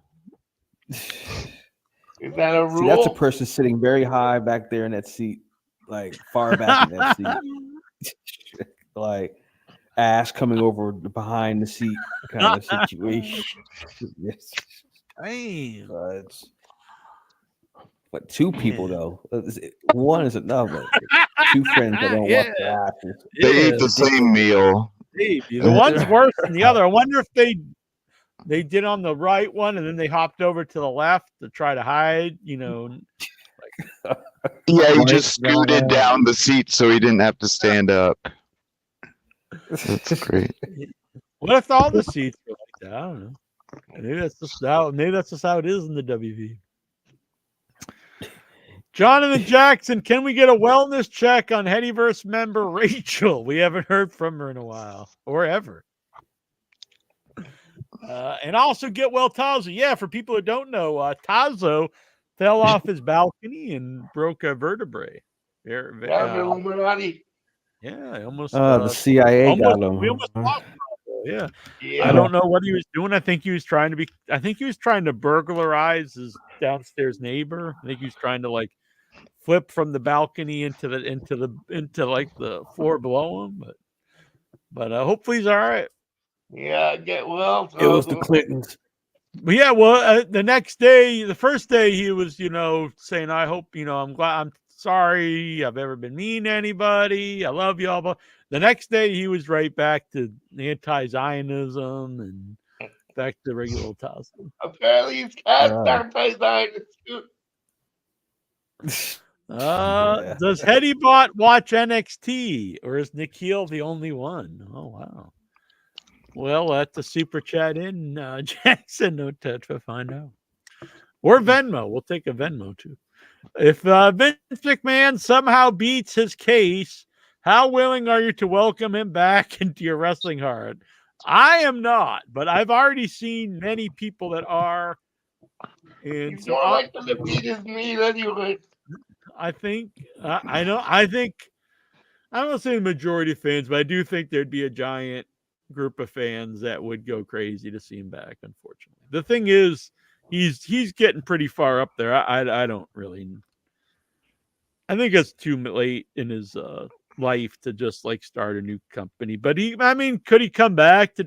I can't see him coming back to WWE, even if he was cleared. But as far as wrestling fans, I definitely think they would be. A lot of people would be ecstatic to see him. He'll probably be on Trump's cabinet. 2025.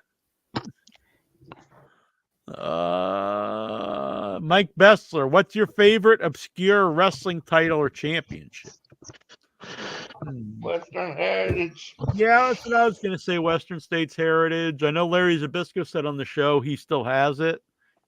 Like when they retired the title, he just kept it. Didn't that title only have 4 holders at one point? Yeah, probably like in its whole entire history. I know, like Black Bart had it. I don't know if Larry won it from Black Bart or what. It's weird because that was like the go-to for years of like kind of silly titles, but now that we've had so many since then. But I think the fact we've had so many last like 10 years or whatever, they're not going to stand out as memorable. That one really stands out as memorable because at the time, like the other titles meant something. So like having this Western States Heritage was just like, what is that? Yeah, I'd be very surprised if it was more than 5 holders of that title. I think they were all Zbyszko. Yeah. I think Larry Zbyszko just had it once. Yeah. And then he retired. Well, he didn't retire with it. I think they retired it while he had it. Western States Heritage, I believe it was called. I know Black Bart had it at one time. Okay. Let's see here. Apparently there were only 2. Oh, only 2. Oh. I thought for sure Black Bart. More than I thought. Yeah, I knew it was like 4, but I didn't know it was like 2. Oh, see what happened? Yeah, it was like 2. Barry Windham was the only champ. Barry Windham beat Black Bart in a tournament. Yeah. And then Larry Zbyszko won it. Nice. But That shows you if you make a belt, then it can be something. Just make the belt. Yeah. Just have a belt. Just make it. Yeah. Yeah, it was won in 1987 in a tournament, and it was defended in Jim Crocker Promotions until it was abandoned in 1989. So it was around 2 years Wyndham won it in 87 in June, lost it to Zbyszko in January of 1988, and then it was deactivated January of 1989. Oh, that's when he left. Oh, yeah. So he left to go back. Wait a minute. Larry Zbyszko left in 89 to go back to the AWA.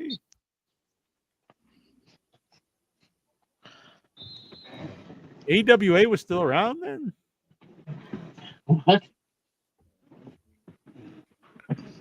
So Western states, is that like they only defended on the West Coast? Like when they come to the Cow Palace, it gets defended there? Yeah, I don't know where. No, it was defended. Yeah. So, no, well, the weird thing is, so Wyndham won it in Houston, Texas. Ah, okay. I don't think the I would Midwest. consider that West. That's wow. But then Larry Zbyszko won it. Larry Zbyszko won it in New York. New York City. Uniondale, New York. The very, very, very western New York. Yeah. So the west side of New York in the Western Hemisphere. Oh man, what a dumb belt. Man, I thought for sure. I thought Black Bart had it, but he was the guy that Wyndham beat him to win it in the tournament. I wonder what the whole tournament was. Can I find this tournament? Or was it like one of those tournaments that never really happened? Probably. What it was that Crockett kept buying up promotions out west. So he wanted a title for them. Oh, now look. Now the belt was actually around. The NWA Western States Heavyweight Championship was actually around since '69. But then they made up, that retired in 81, and then they made up the Western States Heritage Championship. It was like a memorial belt to the old Western States title. The Western States title was basically the Texas Championship. It was the Texas. It was always defended in Texas and New Mexico. Just New Mexico only a couple times. Always Texas for from 69 to 81. It was always defended in Texas, except for twice it was defended in New Mexico or lost in New Mexico. And then they brought it back in 2015. Why? But it was brought back in 2015 by Vendetta Pro Wrestling. Who? to be won by Matt Riviera, who then lost the title to Jeff Jarrett, who then lost it back to Matt Riviera. Oh, it's Jeff Jarrett thing. I get it. And then he lost it to Ricky Ruffin, who then lost it to Rick Luxury, who then retired the title. Who the fuck are these people? They don't even have Wikipedia pages. Matt Riviera, Ricky Ruffin, Rick Ruffin. No fandom page.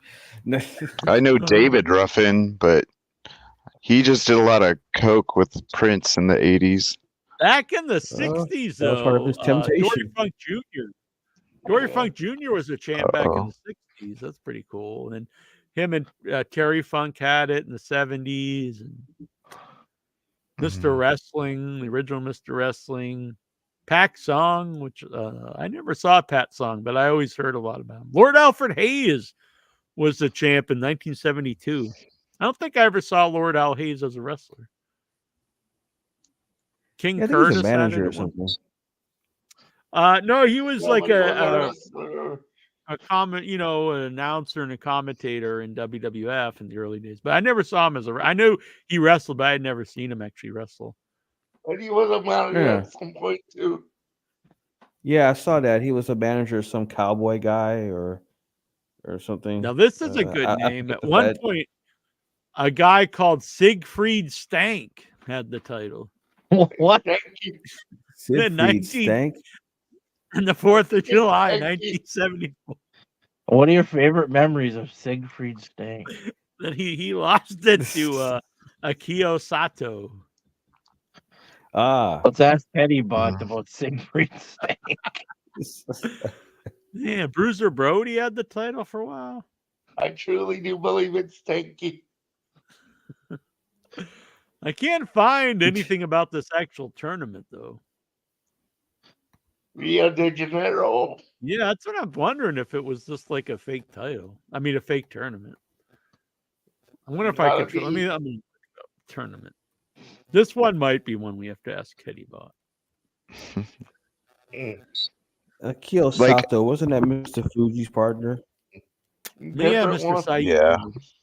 That was Mr. Hmm. Saito. I don't know if it's the same guy or not. Oh, I think I have like a migraine, so I think I might get off of. All right, well, I hope Podcast. you feel better, Bruce. Yeah, but We'll talk to you I soon, my usually friend. stay till the end. But yeah, have a good night.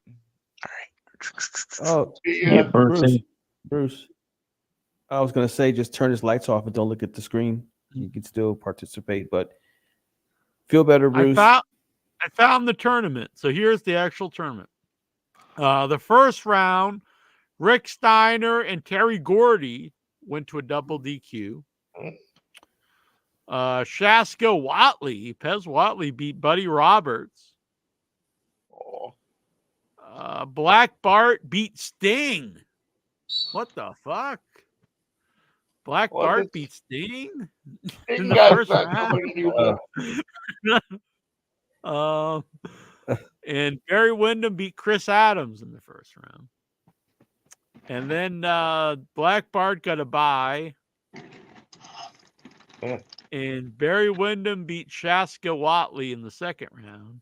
And then Barry Windham beats Black Bart in the finals to become the first Western States Heritage champion. That's crazy that Sting was beat by Black Bart in the first round.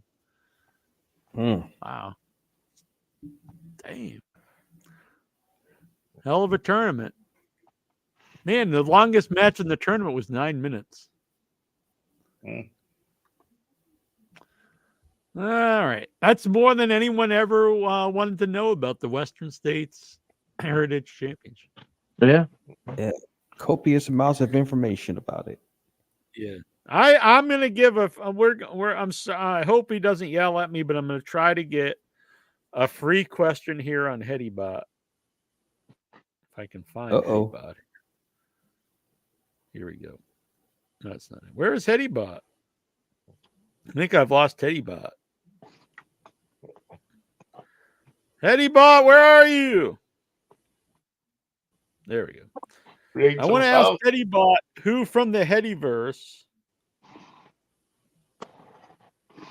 would make the best Western States Heritage champion. If it were I think to I'll come go back. for that. Oh, Western States Heritage champion, if the title were to return. What a fantastic question. If the Western States Heritage Championship were to return, I think Lexar would make an excellent champion. Lexar? Hell yeah. Western States, the champions from New Jersey. Toughness. Lexar has already proven his resilience and ability to withstand punishment in various wrestling matches and scenarios, including a broken leg. Jesus Christ, how does it know this shit? wow.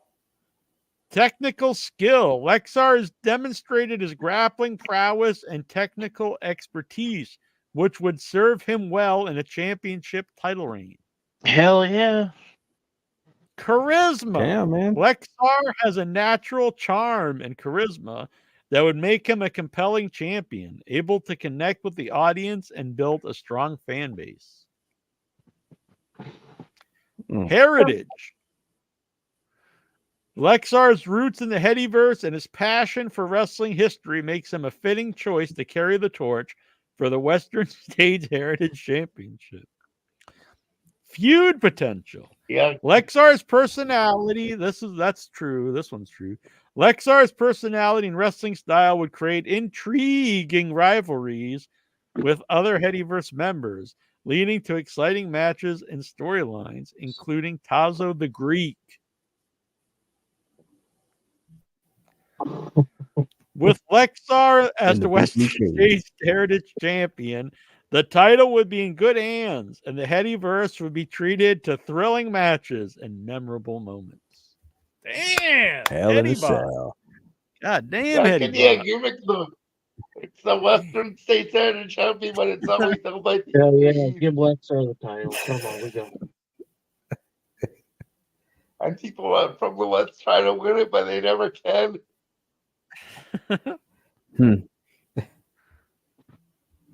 Damn.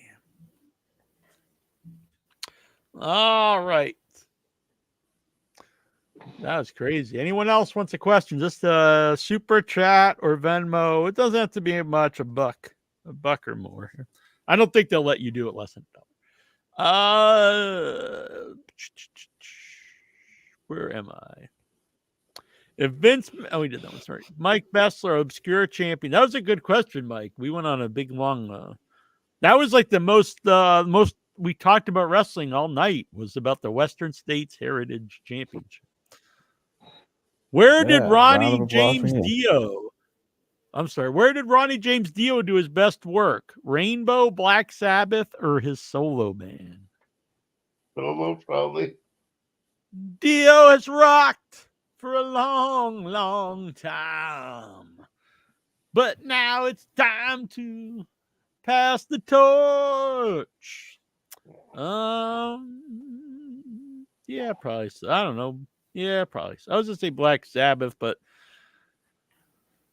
I guess it's probably more known for Ozzy. Brian Matthew Clutter, how many Voodoo Kin Mafia shirts do you own? Too many to count. Did they even have shirts? He actually posted a picture of them wearing the shirts. I do kind of remember these now, but I wouldn't, if he wouldn't have posted a picture, I don't think I would have remembered, but I'll show a picture. I think They're like, they just ripped off the Godfather, basically. Do you The think movie, The Vince, Godfather, not the wrestler. do you think if Vince comes back and starts his own wrestling promotion, it's like Voodoo Kin Mafia Wrestling? BKM Wrestling? MDA Wrestling. Kind of like that TNA hat, though. That's the kind of hat I'd wear.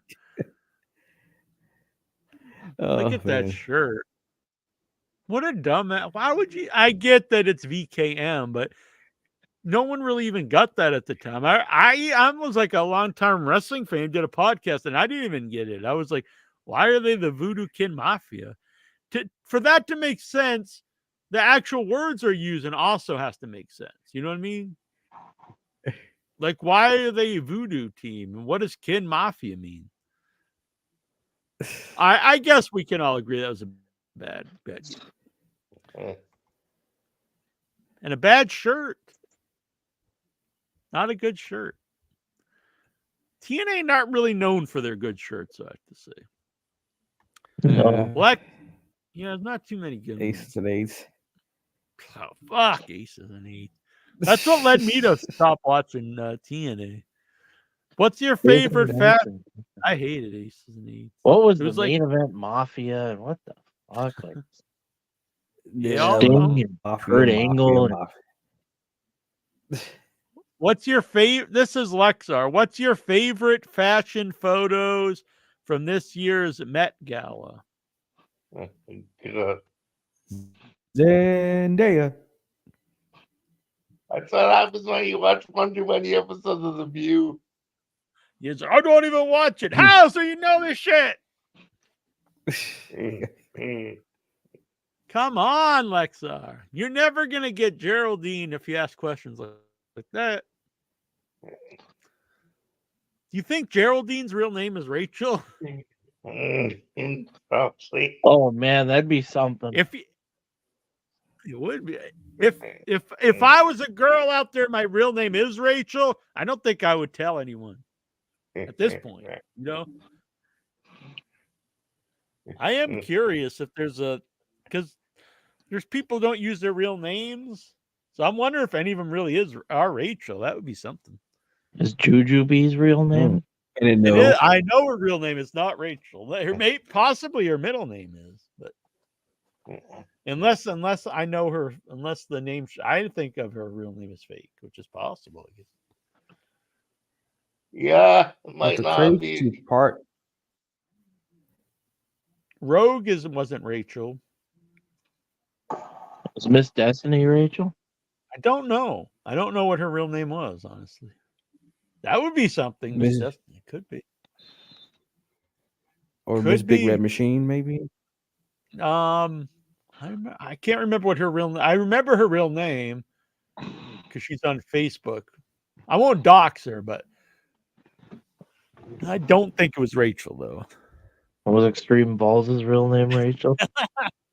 Is Rachel? Can a guy named? I don't know if that works, but it's not though. I remember he's still on my Facebook. Mrs. Big Red Machine did unfriend me recently though. Well, I don't know how recent, but I noticed that she wasn't on my Facebook. Oh no, I wonder why. Yeah, you know, sometimes if you see an old picture or a post, and you just look at the likes or whatever, and then I noticed that her name was there under a like on something, but it was the add friend. So I clicked on her and I was like, I see. Let's see what happened. Probably just outgrew wrestling. Well, I don't mean you say fuck this guy. I know, I'm just trying to make you feel better. If I can't, you know, it's really I take emotional. this very personal. Fucking Rachel. Fucking bitch. I'm Maybe trying it's to that think. one lady. There's been a Who few was of that them. one lady? I forgot her name, but she had that nasally voice, and she had that cat Miss that she Destiny. named. Who? That was who? Miss Destiny. Oh, okay. I think Miss Destiny had like Down syndrome or something. Oh, I swear to okay. God. I swear to God, I think she's got like some sort of mental health. Wildcat Woman. She's not Rachel, I don't think. Anime Angel. Anime Angel's been it. I didn't notice. I didn't know this for the longest time. She hasn't been in the chat for a little while, but she's semi-regular in the chat since we've been doing the video shows. Oh shit! And she used a different name in there, and then one day she mentioned that I didn't know that it was Anime. It's been Anime Angel, so she Hell still yeah! listens. But I don't think it was her real name. She used a different name in the chat, but it was her. But so I don't know her real name either, so it's possible it could be her. Maybe it's That would be Princess Fluff. Maybe it's Rachel. Princess. What was that was Princess that Fluff. Asian girl? It was, yeah. Yeah, I think that was Princess a Wyatt. Princess Fluff. I was pretty sure it's Dobbs, but who knows? I don't know. Most likely. Probably most of the women were just guys pretending to be one.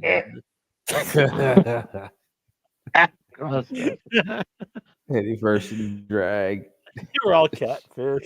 There used to be more, but then one of our I shouldn't say this, I guess, but one of our moderators on the Facebook group started sending unsolicited dick pics to the women. God. That'll do it. Yeah. That'll chase him off. Every once in a while, he still tries, because then I kicked him out and I blocked him. And every once in a while, he still will try to add me on different social media things. I'm like, dude, like, I just don't really want. If you want to listen to the show, just do it like secretly. But I really don't want to be like buddies with this person. Especially sending itty bitty dick pics out. And Yeah. And they were like, they were getting married and like, wasn't a good time. All right. So, and look, I realize it's a new era and you can send dick pics. But it's got to be with consenting people, is what I'm saying. I'm not a stick in the mud. Or a I dick in may the have mud. sent a dick pic back in the day. That's how me and Luddite met. I thought I you were remember getting fell. getting out the flatbed scanner.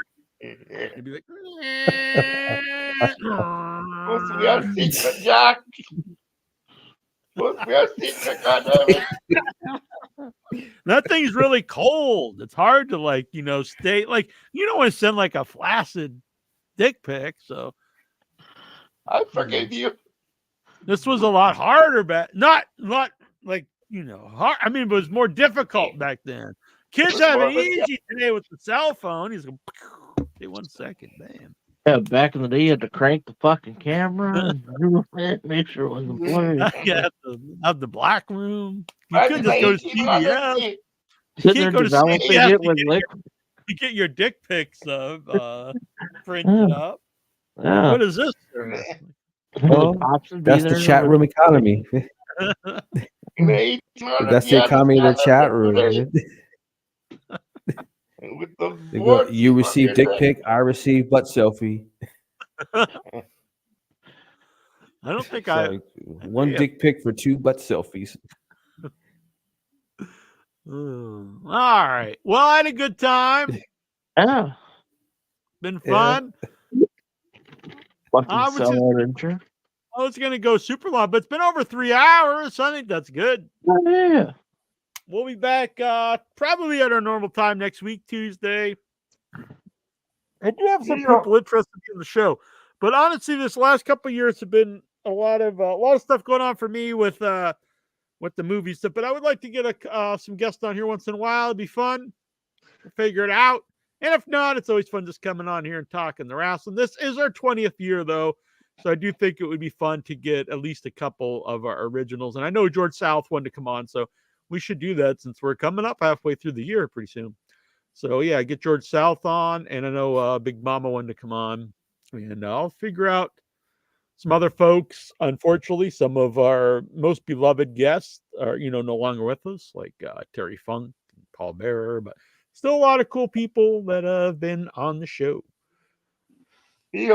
Fun fact, Jack, out of all the podcasts that I started listening to, like around the same time I found this in your head, you're the only one left. Everyone else has either stopped doing it or they're no longer here on this earth or they're either one, but you're still doing it. Kudos. Winterhawk, we're just wrapping up the show, but what's going on, buddy? Whoa. Or not. Grand opening, grand closing. Man, I'm glad you didn't send a dick pic. But yeah, we're still. Yeah, we don't need that. Still kicking. I've been I've been bad about this, but I actually been posting some classic episodes remastered of In Your Head. So if you join the Headyverse, you can get those. Just this week I posted our original episode with Dave Meltzer, and I know the interview is up there, but this is the full show with the post show and the pre-show, which is not available anywhere else. And it's also been remastered, so you can actually hear it a lot clearer than ever before. And Don West interview, which that's a really good interview. It's a really good show. It was our first TNA guest. And as I mentioned in that interview, it's 2005, when I contacted TNA, they asked me to send like a list of 5 people I want on the show. And I can't remember the other 4. I actually say it on the interview. It might have been Jeff Jarrett. I can't remember. It was a group of people. And one of them, though, was Don West, because I was a big Don West fan before TNA. I used to like him on the Home Shopping channel. And they even parodied him on, did a parody of him on Saturday Night Live. But I was always a big fan of his, so I was excited when he was on there. And I was always a Don West fan. Was he the best commentator? No, but he had legit passion and always added fun to the show, I thought. So he was one of the people I actually really wanted on the show, and He was our first TNA guest. Really good interview, I think. Fun time. And it led to a series of TNA interviews until notoriously TNA no longer liked us because of Ross Foreman. Oh yeah, that's what the guy's Is dead he ass. gone now? He is still with TNA to this day. Jesus. Last time I was like, it's been like 15 years. I could probably see if we can get a TNA guest. And to my surprise, to my chagrin, the person you still have to go through was Ross Foreman. I was like, fuck this guy. Yeah, TNA was in love with like the podcasters back then. They really loved Trey and JSK, but like, Oh Yeah, hell we yeah. had a lot like, of guests.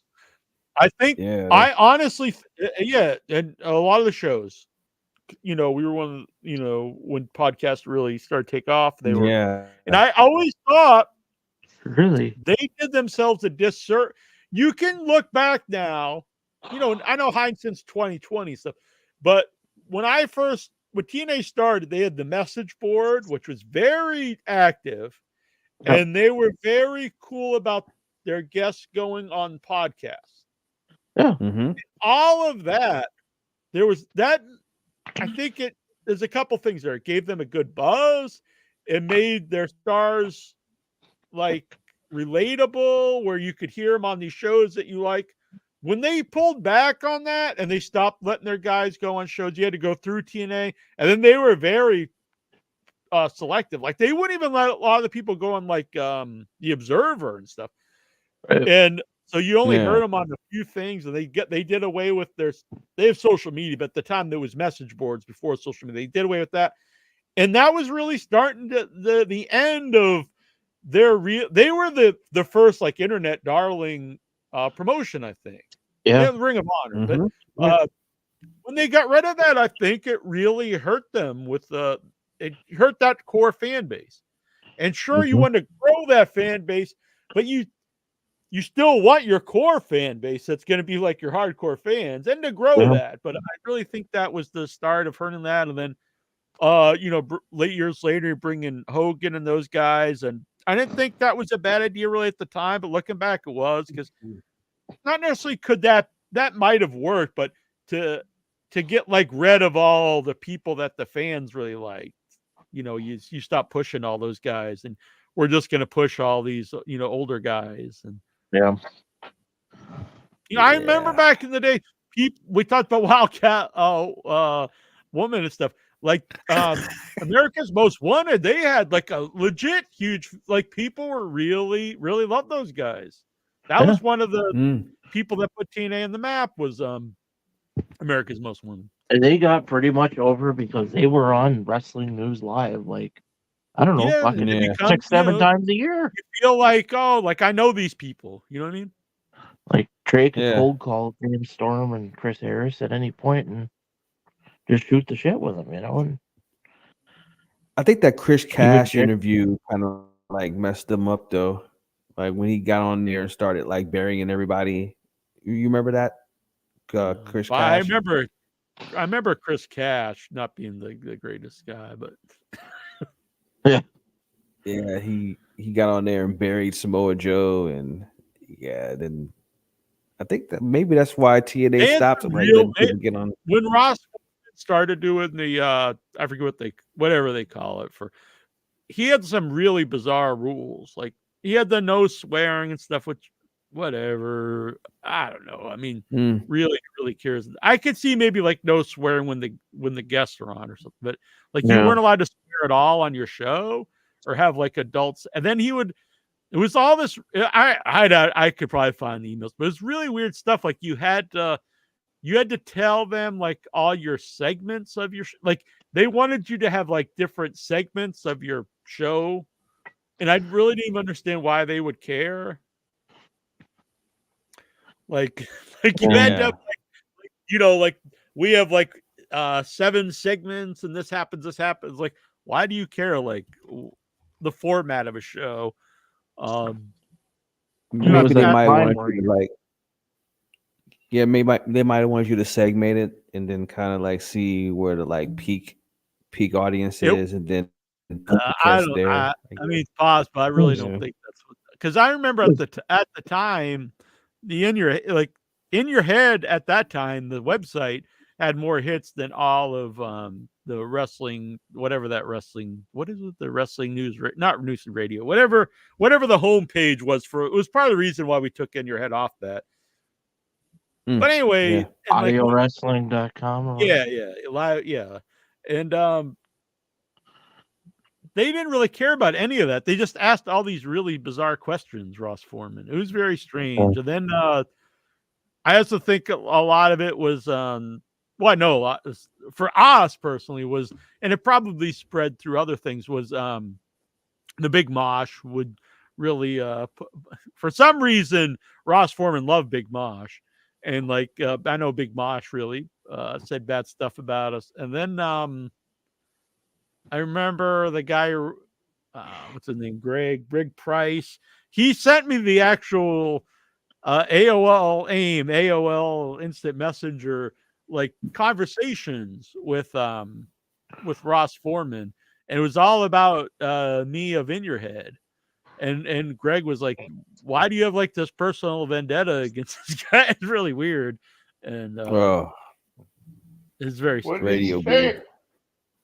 It was something about, I remember saying this on the show. It was that we got illegal interviews. And I remember we made fun of that a lot, illegal interviews. Because I asked some guests to come on without going through TNA, and they considered that illegal interviews, which I always thought was a really funny term. You didn't stick the microphone up your ass. An illegal interview. Yeah. But yeah, it was it was one of the original TNA women. The one I remember the most was Tracy Brooks. James Mitchell. Yeah, Brooks. He was another woman. Yeah, they were mad about that one, and they were the Matt Morgan one was really strange because Ross Foreman had said, honestly even thought at the time that he did this to like mess with me somehow, because he contacted me if I wanted to interview Matt Morgan, and I was like, yeah, that's cool. And then like he kept making it, like kept cutting down the time, and then eventually right before because it had to be recorded, he was like, he kept cutting down the time from like a half hour, 20 minutes, 15. Then eventually he's down to 8 minutes. The interview had to be under 8 minutes. And he also added the last thing right before we recorded was I couldn't ask anything about wrestling. I only could ask him about the new TNA trading cards and his personal trading card collection. And it's like, who the fuck is going to care about this? What? And so if you listen to the Matt Morgan interview, I only ask about the TNA trading cards and his own personal baseball card collection. And so if anyone's wondering why that interview is the way it is, that is why. But yeah, he also gave me I think he actually got mad to James Mitchell about his interview with us. I actually talked to James Mitchell sometimes. And I'm not saying we're best buddies, but he replies to a lot of stuff I post on Facebook, and he's a good guy, but it won't work out with getting back on. Any chance of getting Tony Khan on an episode? I've never actually emailed AEW about an interview. I should do that because they seem to like, especially people who and we're positive about them because we actually just like it. It's not like we're like, hey, so I don't know. I don't know. I've never tried. I've honestly never tried to get anyone from AEW on, so I could try. Oh yeah, you should definitely do that. I haven't really been for the first long time of the show. You can look at the archives. I mean, there was guests on every week, and then it came a point. I really think it was when the other wrestlers started doing podcasts, and then it's a combination of that and a lot of all the ones that you know of online that aren't hosted by a wrestler, that are hosted by these different. They all pay the people, that's totally fine, but they pay them like $500, and I'm not paying people. The last time I was gonna have Buff Bagwell on, and he's like, yeah, I'd love to come back on, blah blah. And I talked to him on the phone, and then the last minute he's like, then he started giving me the prices, and I was like, oh no, we don't pay the guest. And he was nice about it. He's like, oh, it's not that I just can't do them for free because these other people pay me $500. And I was like, I get it, but I'm not going to pay you $500. Yeah. Maybe we can get Kenny Omega. I actually, yeah, I would be interested in that because I would like to actually talk to him about his surgery. Anthony Manzona. Hey James, I was backstage. I'm not sure. I did not see you. I'm sorry, Anthony, but we are about ready to go. So if you would like to come on next week, that would be great. Because we're gonna wrap up the show, and we'd love to hear from you next week, Anthony. Good to see you. All right. Until next week, this is Jackie Jones. And this is In Your Head. Thank you to all our amazing producers here on the show, El Santos World, Josh Richards, Brian Matthew Clutter, and Coast LPA. Yo. And, yeah. Looking back on when TNA was up for sale, do you think WWE or Vince would have thought of buying a company? I don't know if WWE would have. Maybe for the library and the content. Seems Vince. I don't know. It's possible. I think if TNA had a good TV deal, it would be more likely for Vince to get an in. If they had if this was like when WCW was going under and they had that TV deal, yeah, but they're not on a TV that anyone knows of, so I don't think there would be any benefit to Vince buying it.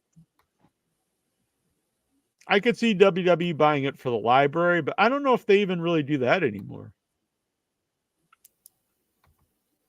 Since they don't sell DVDs or anything. All right. We'll be back next week. Thanks, everybody. Yeah. Andre the Giant. Andre was big. Yeah. It was not small. No. Andre could drink and he could fight. Drink. And a fight. Andre was big. Yeah. It was not small. No. Andre could drink and he could fight.